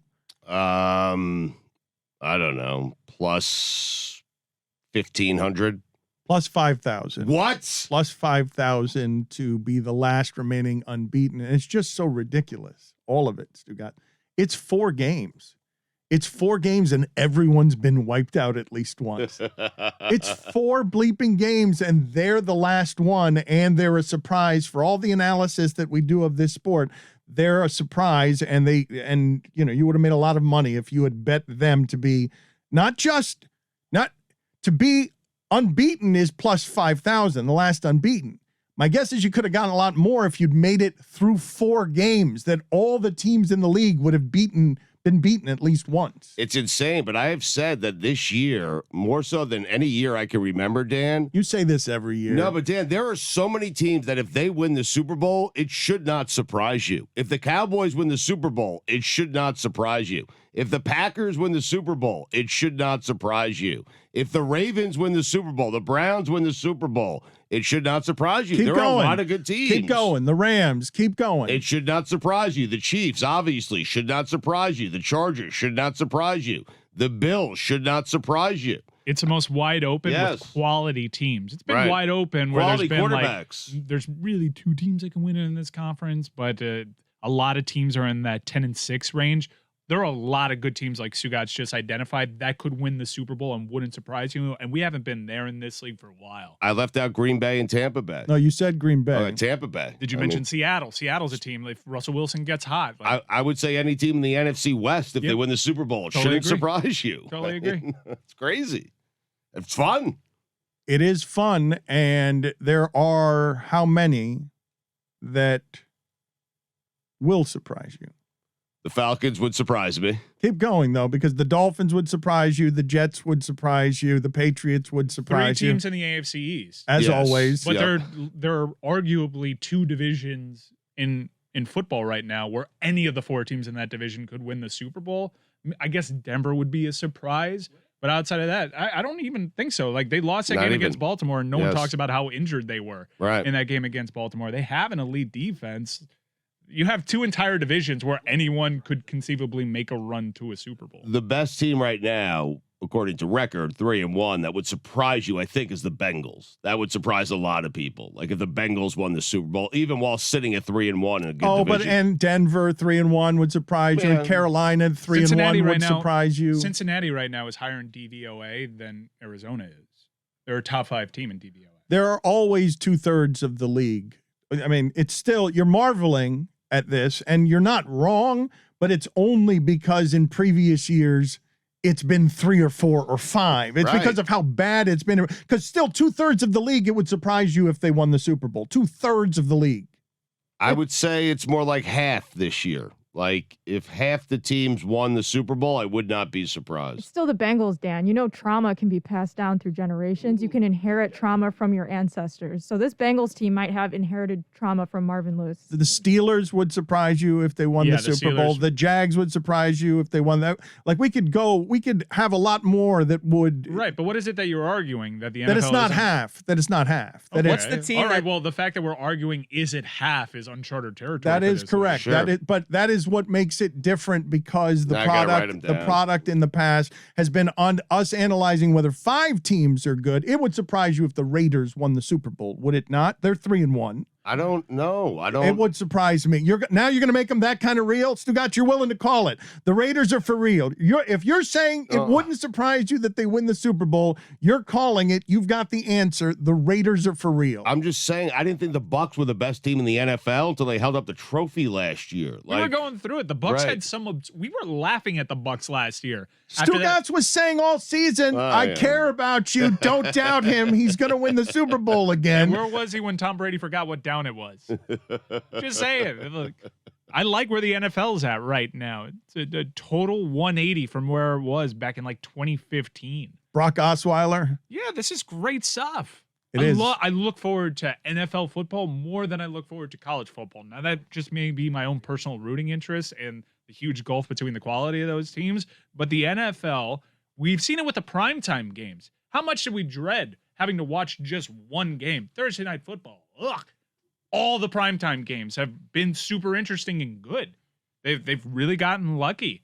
And I think just the quality via rule changes, via offensive innovation, via defenses catching up to that offensive innovation, It's a really quality league right now. I'm more interested in the teams like the Raiders that can be in either of these categories. Some people say that they're good, some people don't. Like, are the Vikings in that same category? Yes. The Again, Vikings would not surprise. It would not surprise me come if the on. Vikings win the Super Bowl. Dan, They're Greg, sneaky good. Greg Can't Joseph, surprise you. Greg Joseph should have made that kick, and they would have beaten Arizona at Arizona. He's got him as a top 5 team. He's got the 1 and Still 3, do. the 1 and 3 Vikings. You still do. He still does. Don't Yeah. be results oriented, Dan. Yep. But that missed field goal kick, that's an example of generational trauma being passed down. Dan, they lost at Cincinnati by 3. Mike pointed out the Cardinals game. They lost to the Browns. They beat the Seahawks. It would not surprise me if the Vikings win the Super Bowl. It's a different game now, Dan. Yeah. It's not just wins and losses. Mhm. Thank you, Billy. I appreciate it. Let's segue here to something that we didn't talk about today. I had 14 teams that it wouldn't surprise me if they won the Super Bowl. 14. It's not Just slide it- exactly Wow. 50%. Just slide it over 14. to him. Let's go over them. 14. No, Okay. just Yeah. slide it over to him. Well, at one point, I just write 4, and what that represents is an entire division. Ooh. Okay? Okay. Why don't we play the game where Dan mentions a team and we guess if it surprises or doesn't surprise Stugotz if they'd win the Super Bowl? I think I follow. Who are the 4? I can't follow his handwriting. I don't know. Let's Bills, Would not Would not surprise me. surprise him, no. Ravens, Would not surprise me. We're not voting this. Browns. Would not surprise anyone. Did everyone want to vote? What happened, Billy? I He thought did- we were supposed to guess. Yeah. And All right, then he let's was all do- supposed I to think say it's if we moving. were Start wrong. again. Go back to the Bills. How Go about back to Dan- the beginning? Yeah. How about yeah. Dan tells us if he's surprised? Ooh. Ooh, I like I'm that. so Well, confused. because Dan's the default arbiter on this, weirdly. So go ahead, Dan. You mount think- a case for or against. I You think really wouldn't be surprised if the Browns won the Super Bowl. I would. I would. Yeah, I would generational not. trauma. No, they I would are. not be They are surprised, like no. they are in the Browns. category now. If Yes. you can't be No, surprised. if they win the I Super know Bowl. they're a good team, but they're still the Browns. So it would inherently be shocking if they made it to a Super Bowl because they're the Browns. They're a joke. Mike, in a league filled with offense, they've given up 67 points. They just won at one of your top teams in the league by putting up a shit offensive performance. The Browns are really good. They may even be Super Bowl good, and yet it would go against every logic that the Cleveland Browns find themselves in a Super Bowl. How are we doing this? You want to vote? Each of you want to vote? I think Mike's right. I think you should give Yeah, the you- approval of Stugotz's. Yeah, You want me to try read the teams to you? You try to read what he says. Right, exactly. You feel that out, and then you announce if you agree with it or not. Is he thinking as Dan or thinking as Stugotz? Well, Yes. Stugotz's list is the 14. Give me the 4. Who are this? You do have the number 4 down here. Yeah, that is the entire NFC West. Everyone in the division. Yeah. Go ahead, Dan. You want those teams? You Oh, have the that's floor. fine. All right. That's fine. Yeah, you disagree? You don't believe in Teddy Bridgewater? I Teddy do Two not. Gloves? It would stun me if the Denver Broncos won the Super Bowl. Wow. Hmm. Not sure what you're doing there. Thought they were worst to first this year, though. That's the AFC West, by the way. Yeah. The 4 is for the NFC West. You guys have You the, don't have 2 4s? No, I think there's just 1 4 on there. Okay. the Bills. How many 4s are there? Dan? the Bills' generational failure. I mean, this is They generational made it to failure. the AFC Championship last year. I Dan. understand, but if we're going to do it on generational failure, the Bills are one of the biggest losers in the history of losing. So were the Chiefs at one point. AFC East, Dan. So were the Everyone in the Bucks. West. I know, but Dolphins and Jets. Okay, so the Bills are going to get the bye that the Patriots get because they just play in bye- the AFC the East. bye Yes. is wide open right now because the Chiefs have already lost 2. Are you making the argument that the Bills we should be surprised if they win the Super Bowl? No, I'm saying that if we're using Jessica's formula of generational failure, No, they made it to 3 Super Bowls. they Generational lost all of trauma. They them. made it So, to 4. They made it. They're famous They for made it. Not the losing. 3 falls of Buffalo. Exactly. It was 4 Super Bowls, Right. and they were failures all over the place. So I'm answering as me now. This game has been Yes. derailed. Okay. Okay. The Bills, it would not surprise me. I'm not going to do generational For a failure. second there, I thought you were saying you were going to be Mina. Yeah, answer Oh, is you should Mina. do that. Oh, she's so good. Can you do that? Yeah. Can we call her? I sent her a Absolutely text yesterday. I'm like, Mina, you've gotten so good. Did you ask permission to send that text to her? or- Why don't we ask her? I'd prefer her answer to this question. She's more informed on this stuff than I am. Nah, it's a little dicey day of. Let's ask. Are we allowed to tweet it at her? I'm going to text her and say, how many Careful. teams? Yes. Can I text her? Yes, you Yeah. can text her. You're allowed Okay. to text her. We're going Can to. we all text her at the same exact time? Yes, let's all text Wait, her. we can't Let's, kill need us to get all, the can't same she? text. Let's talk Let's- about what the text is okay. gonna be Let's all first. put a different team. No. No, You how can many ask the same teams- text. How many How- teams could win the Super Hold Bowl on, and it hold on. wouldn't surprise Hold you? on. So How many teams can win the Super Bowl? Hold on. We're going don't to press word it send the yet. same We're all way. gonna Yeah, press we send have at the to. same time. Yeah, we How have to many spell check teams- Stugotz. Please do. How many teams can win the Super Bowl capitalized? Super Bowl is always capitalized. Okay, but like in Go text ahead and put the sometimes Roman it's numerals SMB on though, there. right? Not the UPER. I go Roman numerals. LVII. Are we on L? Gotta Google We don't that. need the numbers. She'll know what we're talking about this year. How many? So what is the? How many teams can win the Super Bowl this year? And it wouldn't This- surprise And you. it This wouldn't surprise year, you. and it wouldn't. Is that a Oh good yeah, this year. sentence? No, this year's important. Question mark. How many teams can win the Super Bowl this year and it wouldn't surprise you? Question mark. Is that So not this That sounds season. We're weird saying to this me. year. This year. Okay. It does sound weird, but I think that's the way you. Well, and it what am I wouldn't doing? surprise you? and it wouldn't surprise you? How many I don't teams think can win the that's Super Bowl this year and it wouldn't surprise you? All right. So we're going to send this to her. Can. It's Is can. it can or could? It's can. How many teams can I I have win? can. If only one of us Everybody had an check. English I have degree. can. I have can too. How many teams can win the Super Bowl? Right. Capital S, Capitalized. capital B, this year, Oh wait, I didn't capitalize. and it wouldn't surprise you? Question mark. Now, are there any commas? Yeah, exactly. Thank you, No, Roy. no I've commas. never been good with commas. One Me neither. apostrophe Apostrophe. after I- the N and I'll, wouldn't. wouldn't. Yes, I'll admit would to this right not, now. then I've used wouldn't. semicolons in sentences. Don't know if I'm doing it right. Don't do it. Yeah. Dangerous game. It's better to this is my go-to, and maybe not everybody's the same. I sometimes will send things without any punctuation, no capitalizations, and then people always think I'm in a rush, and they don't think that I'm an idiot and don't know how to use grammar properly. Eddie play. I kind of think of like a semicolon, like it should be a period, but let me continue No, with my just point. A semicolon other is words. similar like to that? a comma, but with a longer pause. All right. Yeah. So we're all gonna hit send at the same time. Well, Yes. yeah. Hold on. What Let's do we just have, wait. though? Wait. You already sent it? Between clauses, Mike. Did you send it? I didn't say anything. All right. No. Ready? No. Wait, no. Let's no. just all one last time make sure that we all phrase it properly. Hold on a Capital second. H, how? Yeah. Uh-huh. That's automatic. Mhm. Any? Oh my God, I forgot Manny. Oh my God, I almost See? screwed it Man, up. How this is teams. why I my just phone- said how teams. How teams. This is why we do this. Thank How you. teams. Thank My you. my Totally phone different also sentence. autocorrects many to Manny Proofreading. Yeah. Yeah. because I live in Miami, so Mhm. it always autocorrects that. Oh, Yeah. I know at least I'm having dinner with a Manny tonight. Just a lot of Manny's. Who isn't? And no, put it on. Put it on the poll, Guillermo. Is there always a Manny having dinner somewhere in Miami? How many teams can win the Super Bowl this year. This year. this year? And It should be without surprising. I feel like I should See, put No, that's what I'm it's saying. not Yeah, fair. no, It's it sounding sounded weird. weird. Didn't it It's sound not. weird? Yeah, There's it got to be should emphasis in there. All right. So what are we ooh, doing? Now we all doing have to it? send it at the same No, time. no, No, Yes. no, wait, You know All what's right, gonna listen. happen? It's gonna become a race to see who Mina gets back to Oh. first. Well, And Okay. it wouldn't or without? What are we doing? Yeah.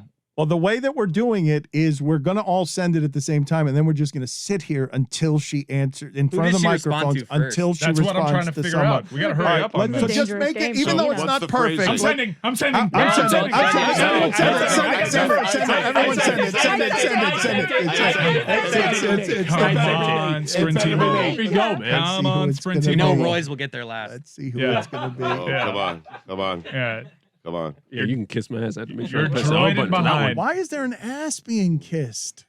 There's always an ass being kissed in Android Miami. hate. That's what it Yeah. is. You deserve it.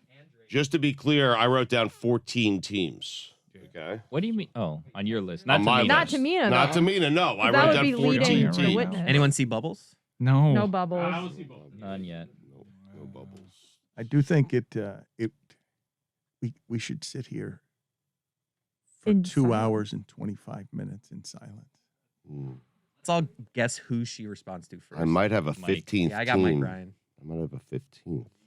Yeah, but I jumped the gun. I sent first, so You know, you're disqualified then. Yep. Mm-hmm. I think Dan gets the next response. What time was Yeah. yours delivered? What does it say? Ooh, let's do Mina's favorite people 10:59. power ranking. Mine was also Mine 10:59. too. Same. Go ahead, Billy. Where do you want to start? Well, we'll do it as a class. Mina's favorite people power rankings? Yeah, this is what we think the order of response. Now, Mike has been disqualified. We know that because he sent it first and he admitted to cheating. Now, But he after still that- might get the first response. I know, though. but it doesn't count. So Okay. then it's who's next. I think I've annoyed her too much with Greg Cody show requests. Really? Yeah. Greg Cody does like to grab that Mina bump that you get whenever she appears anywhere. Greg Cody's a bit of an assassin, a mercenary assassin at grabbing those ESPN people that we can't grab. Mm. He's really exploiting. He's really exploiting this in a way that's grabbing a whole lot of listeners over at the Greg Cody Show, featuring Greg Cody by trafficking in some Mina Kimes analysis. She has gotten really good though, Mike. It's unbelievable how Yeah, good she was always is. like kind of awkward and green, and I thought that was the real draw. But now she's speaking with so much conviction. She's probably a little bit more comfortable around who she's working with. And I'll readily admit this, outside of College Game Day, the only thing outside of game broadcast that I go to ESPN for now is NFL Live. I think they did an amazing job. It's so good. Must watch on Monday and Fridays for me. I have news here. I have bubbles. No. Shock No. of the century. Just bubbles right now. I had Mike, Dan, Jessica, I'm unsure of. Oh my God, I have an answer. No, No. you do I have not. an answer. Stugotz I have an won. answer. How early I have did you an send it? answer. Wait a minute. I have What an time did you answer. send it? I What have an time did answer. you What time send did you it? send? What time did you send it? Come on, Um, we've got an what time was answer. it check his delivered? phone. Tell us. The answer doesn't matter. Stugotz It was He's a won. weasel. 10:59. Wow. So I I don't think he believe just said you. the same answer as everybody else. 10:59. I have an answer. Wow. Does anyone else have an answer? No, the No. answer. Does the answer What's the matter? Likes you answer? the The most. answer doesn't really Just a matter. contest. Oh, what to is see it? who Do we she liked the believe him? most. 7 is her answer. Wow. That's a lot lower than Should I write back name them? yeah. Okay. Yeah. Name them. Wait. Let's all write Let's back. all name 'em. write back Yeah, name. Hold them. on. Let's all write back Name name. them. them. Now See are if we she- writing name them or name? Declare No, it no, no. We should say apostrophe EM. seven question mark. Name them. Or That's how what- about an exclamation point? Name them Name- Oh, I got exclamation bubbles. point. Name them send name them exclamation point. I'm sending. I'm Wait, sending. did you just tell your phone to send it? Send it. I'm sending. Oh, the bubbles went away. Oh my God. Yes. But you might be getting the 7. How did the bubbles go away? No, you can't send that. We all have to send it if you But send I it. saw the I already bubbles. sent it. I said 7 I question already mark sent name it. them. I Yeah. did No, I too. sent that, but he was gonna send a I have third bubbles. text. Are you kidding me? Stop responding to Stugotz first, I Mina. have bubbles. Okay, now the rest of us reply and say, "Stop texting Stugotz." No. I'm awaiting the response of new phone who dis from Mina. She replies to me, "Can I take this stupid wig off?" Bubbles. You want to tell people about the experience? Was it terrible? It seems like it was uncomfortable the entire show. I look like Andy Warhol with boobs. I can see it. Woobs. The Warhol? That's right. This haircut is terrible. I've been fogging up my glasses all day. It's hot. It's itchy. Yes, My- you can it just take it looks off. You have awful. done it for the entire show. Yes, you can take it off. Stugotz still has bubbles. We're waiting for the payoff. I thought we already got it. Right. I thought we got She's it. got with- Wait, she 17. already tweeted out a screen cap of her phone instead of answering us. That's gross Oh, that she's just see, using us. she for just Oh, uses wait a us. second, guys. I have an answer. Can you Oh, imagine wait, that? hold on. Unbelievable. Before we get to Answer. your Just answer, using us for Just content. live your life Gross. instead of just using us for your Yeah. clicks Who and would? your Who likes would and do your that? hearts. it shows up on her phone in order of how she got it. Dan jumped the gun. Damn. No No. way. Dan Wow. sent it Wow. first. Wow. Dan did send it first. Wow. What Stugotz cellular I Right thought in we my were video. sending it all at the same I was- time. It would have been by a second. I was right in the middle, and she still responded to me. I mean, should have. Jeez, you I have should have been the first one 6G, because I said, 7G. "Go, go, go, go, go." Wait, the best part of this is that Roy is not in the picture because his text had not gotten there yet. It still hasn't, probably. I do have an answer. What's the answer? She said actually 8. Wow. Update. Bills, Ooh. Chiefs, Ravens, Packers, Bucks, Rams, Cardinals, and Cowboys. No Browns. She didn't say Browns. She left out the Browns. Oh, she really hurt Mike now. Want me to send her what about the Browns? Yeah, a little bit. Okay. Like you said, Also- you'd be surprised. Also, by I the have Browns. a reason why your green text messages didn't get through to Mina Kimes, because in this tweet she goes, logs onto airplane internet and opens messages. Oh, it's weird that iChat doesn't work with the green stuff. She's not gonna get that text till Friday. Yep. Okay. She responded to me. I said what I said. Wow. Oh, snap. All right, she's not allowed to jump on the bandwagon after the Browns beat the Chargers. I'll tell you that right now. You said that you wouldn't be surprised. You guys actually I agree. mean, they're still Super Bowl good. I'm a No. fan, though. Wait, Mike, this should make you feel really smart because you agree with Mina and you really respect her opinion. Okay. I see what you're doing. Yeah, I do. But I can understand why I don't think the Browns will actually win the Super Bowl, because I've been Generational burned. trauma. Yeah, generational trauma. She hasn't. She's an independent arbiter, and I mean the Browns' resume this year certainly suggests Super Bowl good. She left off her Seahawks. Yeah. Okay, so maybe. Stugotz, why are you on lowercase in her?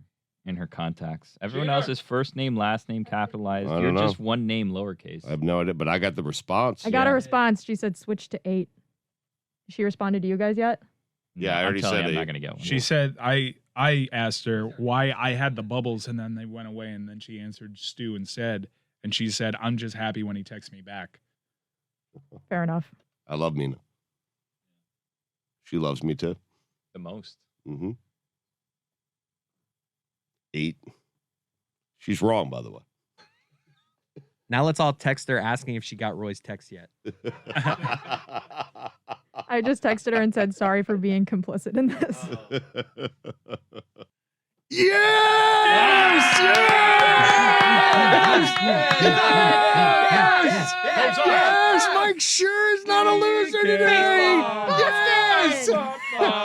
Good times never seem so good. So good! So good! So good! Look at him. He's a winner today. glowing. He is Dirty water radiant. Mike. He was so scared. The Red Sox were playing the Yankees. He's been pooping himself for months, sending me screenshots of a pitch that's slightly outside to Aaron Judge in a third inning of a game against the Royals. But here he is, the thing you feared most. Take us through this experience last night. We wanted to all be watching it with you. You wouldn't let us because you're a coward. You're a coward. And I feel in leaving you alone, we should get a Red Sox game in the future now. We have to get a playoff game because you said the only game this season that matters is the one that you won last night. That's it. Everything else can be losses. Listen, I'm happy to give you a Red Sox game now because I don't care now. Like, they win, they beat the Rays, great. They don't. Rays are better. The Rays do everything better than the Red Sox do. The Rays sweep, that's fine. Nothing mattered except this game. So I'm happy. You can live stream me watching Cardinals Dodgers tonight. You can live stream me watching any game you want. I don't care.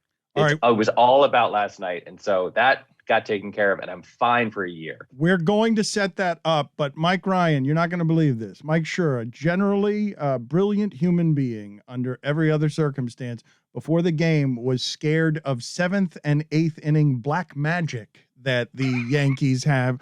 Just absurdity. And I'm sort of saying to him, well, the randomness of baseball, you can win every 3 innings, no, he's like black magic. They've got black magic. So explain to me what the viewing experience was for you last night. Were you miserable all day, and were you still expecting to lose in the 9th inning? By the 9th inning, no. I was still expecting to lose around the 6th, 7th, I would say. Until Verdugo's single, I was expecting to lose. After that, I was like counting outs, and I was like, okay, I think we're fine. But the interesting thing, and you mentioned this a little bit, I was listening to the local hour, that stadium, which was the reason they lost in 78 when Bucky Dent hit the home run, was the reason they won last night. Like, that Stanton hit that 150 mile an hour line drive. Like, that's a home run. No one's talking about this, but the ball Gallo hit, I think, in the 9th to right field that was caught on the warning track. That's 30 rows deep at Yankee Stadium. Like, they happened to hit the ball to the only parts of the park that would keep the ball in the park. And so it was like a reverse black magic kind of a deal where suddenly, amazingly, Fenway was a positive thing. And by the way, lest you think that I'm truly crazy, lest you think that this is only about Red Sox fans, this matters to the Yankees too. If it hadn't mattered to the Yankees, they wouldn't have brought Bucky Dent to that game the way that, like, Donald Trump brought all of Bill Clinton's accusers to the debate in 2016. Like, they care about this stuff too. And so, like, it's not just one-sided. And now the weird thing is 2004, 2018, 2020, 21, this is 8 out of 9. 8 out of the last 9 playoff games, the Red Sox have beaten the Yankees. So things, I hesitate to say this because I'm bringing gloom and doom down onto myself, but it's almost like after 100 years of misery, the tides have turned. And now, like, the Yankees have lived rent-free in my head for so long, and they're still in my head, but now they have to pay fair market value like everybody else. They want to live in my head. They've been in your head for months and months. Now you get to feel good after just fear and cowardice and poison. Yes. It's been a misery watching you experience this baseball season the last 3 months. Can we just celebrate the Stanton first inning single? I mean, Mike, sure, put us there when that happened. When you realize that it's not a home run, and you thought when it came off the bat, here we go again. You're like, I was like, okay, 1-0. Like, literally, the moment he swings, it's 1-0. And then to hear not the ESPN crew got it super wrong. They thought it was gone. And then immediately the John Sterling call went up on Twitter. The John Sterling call is incredible. And after the Sterling call, he befuddled says, "What did I do wrong?" Hold on a second, Mike Schur. Thank you for asking for that. Right now, here it is. The pitch to Stanton. There it goes. Deep left. It is high. It is far. It is gone out of the ballpark. A Stantonian home run. Now, what did I do wrong? What did I see wrong? He's at first base.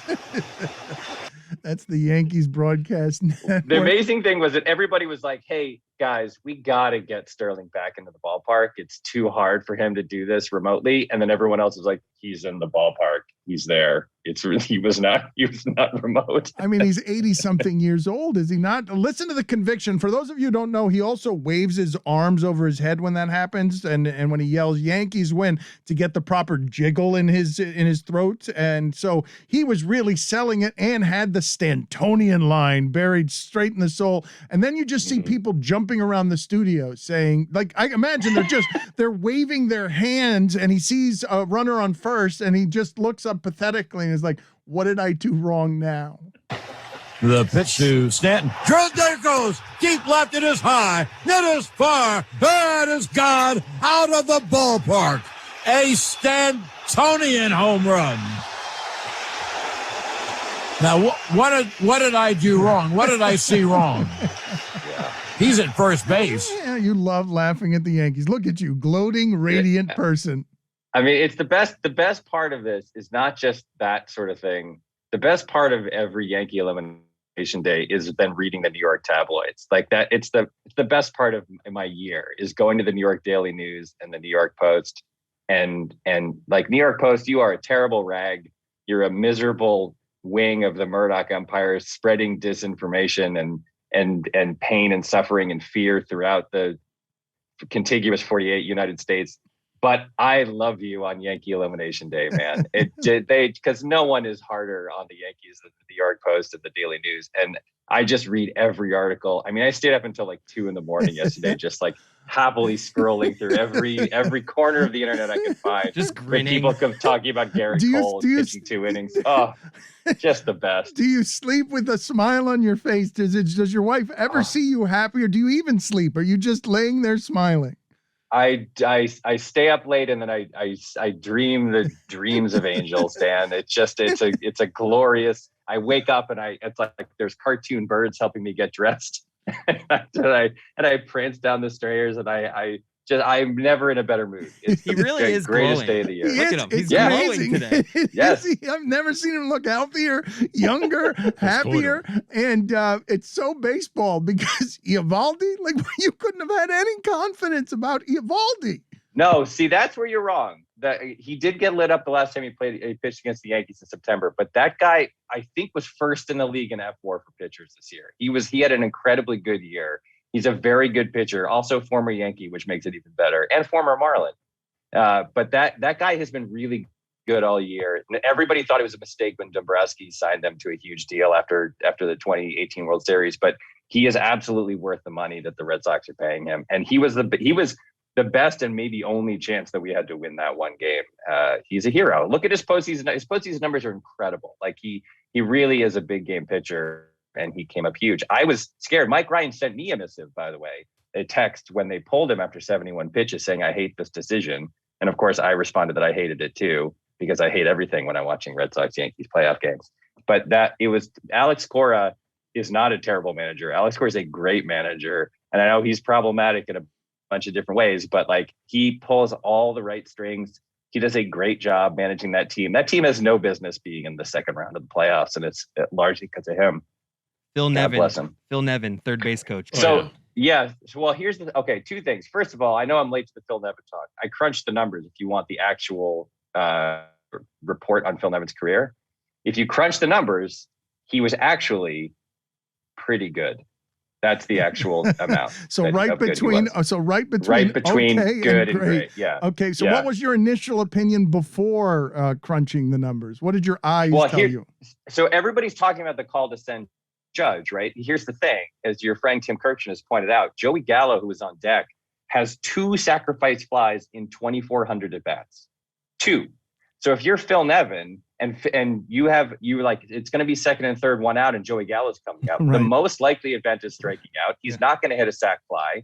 And so you send him. Like that's not a bad idea. Like he made the Red Sox execute a perfect relay, and they got him by 10 feet. But like it's not crazy for him to send him there because Joey Gallo can't put the ball in play. And I don't know. I've never thought about Phil Nevin for 1 second. Now I love him. Now I hope they keep him at third as their third base coach forever. But that was not necessarily a bad decision. Now I will say that the Yankees ran into more outs at home plate and on the bases than I think any other AL team. At least home plate, they made like 22 outs at home over the course of the year. So maybe Phil Nevin stinks as a third base coach after a pretty good MLB career. But the Yankees were terrible base running all year. Like they have a lot of weaknesses on that team, even though I would never have admitted that before last night. And one of them is base running. They're a terrible base running team. They run into outs all the time. Stanton on both balls, the one in the first and the single where Judge was thrown out. Stanton admired his work for a very long time before starting to run to first base. And that guy is already the slowest runner on the team. Like they're not a good base running team, and they suffered for it last night. What are the other baseball dork things that you found interesting about last night's game? Just the stuff that when you're reading, you're consuming everything. We are giving people right here 15 minutes of Red Sox Yankees baseball as if it was 1978. They trotted out Jerry. It was middle infielder against middle infielder from the 70s. Jerry Remy versus Bucky Dent. It felt like an old school 1980s. This was your childhood playing out right there. Yeah, it was. I mean, I thought, first of all, they should play in the playoffs every year, even though it'll make me miserable if they do that. Because you're right when you said in the local hour, the vibe in that park was amazing. Like it is the moment. Baseball, I know a lot of people think baseball is boring. I obviously don't. Baseball in October is great. Like the sound in the stadium, the intensity, the roaring, the vibe in Fenway was incredible. That was great. Also, there were a million storylines that are super dorky. Like, for example, Garrett Whitlock, who's been the Red Sox best reliever all year, was a Rule 5 draft choice from the Yankees. They stole him from the Yankees, which is just fantastic. I mean, that never happens. It never goes that way. It's always the Babe Ruth way, where guys leave the Red Sox, go to the Yankees, and that are great, or go from other teams to the Yankees. But the Yankees basically have a one-dimensional team, if that, and it is the old saw is really true. When you get to the playoffs, you can't win one dimensionally. Like they are not a good base running team. They were not very patient at the plate last night, the way that they almost always are patient. The Red Sox just were better than they were. They hit Cole's mistakes when he made them. The Yankees did not hit Evaldi's mistakes when he made them. And the Red Sox bullpen, which has been terrible or middling all year, or at least inconsistent, I guess you would say, somehow got like 13 outs or whatever it was. And that's the difference. And it's one game. And then now the Yankees have to go home, and I get to read Mike Vaccaro talking about their miserable offseason for the next like 4 months. Couldn't have worked out better. The Garrett Cole thing, $325 million pitcher, or whatever it is. Oh, look at him. He wants to get in here right now. Go ahead. The floor is yours. The floor is yours, radiating man. Go ahead. Give me all the analysis you've got on Garrett Cole, big game pitcher. He's probably going to win the Cy Young this year. He probably deserves it, but it is so great when that guy, they got that guy for that game. And it's so great when the Yankees get that guy for that game, and then that guy just falls to pieces. It's just the best. And by the way, at the deadline, they got Cole, they got Rizzo, and they got Gallo, right? So they get Rizzo and they get Gallo, and Rizzo was a good pickup. He homered last night, and he was the only guy who was doing anything offensively for them at the beginning. But Gallo was the reason that Judge got thrown out at the plate. And Gallo came up in key spots and was supposed to protect Stanton and Judge as a lefty. He couldn't do it. And it's not fair. Obviously, it's not fair to judge Garrett Cole or Joey Gallo or anybody on one game. But it is so funny to me that they spent so much money. They traded 11 guys to get 2 left-handed hitters. And now they won 0 playoff games. Like they won as many playoff games this year as the Marlins did. And the whole thing is hilarious. I just love it. It's going to keep me buoyant all the way through the moment that the Heat sweep the Celtics in the playoffs next May. All right. So we're going to check in with you. We're going to do a live watch party at some point here, second screen experience. But I just don't want people to lose sight and him to lose sight because he's out here all woke and stuff, lecturing people about the pandemic and all the things that they can do to be better at life. I just want it known that all of a sudden, conveniently, oh, look, Mike Scherr is all about running on a platform of that wall. Now he wants that wall. He's all about the wall all of a sudden. Look at him. All it took is screaming line drives from Stanton being kept in your ballpark. And now look at you. You want the wall to separate people. That's right. This wall I'm 100% in favor of. I've always loved this wall. I have no problem separating Fenway Park from the Mass Pike. We will check in with you. Very excited. And also should probably tell people, are we telling people your podcast is coming over? Your baseball podcast with Poznansky is coming over. So we're going to be teaming up on some of this stuff. And it's not just baseball. I called it a baseball podcast, but that's ridiculous. I can't wait to read Joe Poznansky's book. That one's going to be special, right? It's going to be about life, not baseball. It's a great book. It's called the Baseball 100. It's for sale now, and it's a wonderful book. He writes long essays about in his mind, the 100 greatest baseball players of all time. It's really great. I highly recommend it. And yes, we do a podcast that's nominally about baseball, but it's also about the Cleveland Browns and fruit and the Yankees and whatever it is that we feel about talking about that day. And it's coming to Meadowlark Media in a disastrous decision for Meadowlark Media. It will be hosted by your company starting very soon. Tell the people what the podcast is, just so that they know they can download it now before it gets over to Batard and Friends. It's really just me and Joe Poznansky and occasionally some guests like Nick Offerman and Jason Kander and Ellen Adair and whoever we feel like having on. And it's largely about baseball, but we also talk about whatever sport is happening, basketball, football, whatever. And then we talk about a lot of other nonsense and just meander around and mill around our microphones for an hour to an hour and a half. And we're actually going to the Baseball Hall of Fame this weekend. We're going to record a podcast there live. We hope that will be the first one that we put up on Meadowlark. But either way, within the next very few days or weeks, it'll be available on Meadowlark and on Batard and Friends, and I hope you tune in because it's great and pointless. Podcast, correct? That's what it's called? Podcast, yes. The Podcast, yes. P-O-S cast. Well, we're debating changing it to P-O-Z-C-A-S-T. I don't know. There might be a rebranding. All right, maybe we need a rebranding. I listened to maybe the with Stugotz thing will hit us too, and we'll keep it the same. You know, he says since the Red Sox won last night, he's good for the rest of the playoffs. I don't believe him. I think that as soon as they get in another series, he's going to be a broken man. Try me, buddy. Try me. Check in with me when the Rays are up 2-0 11-0 in the 8th and see if I give a crap. We will. Thank you, Mike. And we were happy for you. As a show, we were happy. All of this suffering of losing one of the last 9 playoff games to the Yankees, it must have been so hard for you, asshole. Yeah.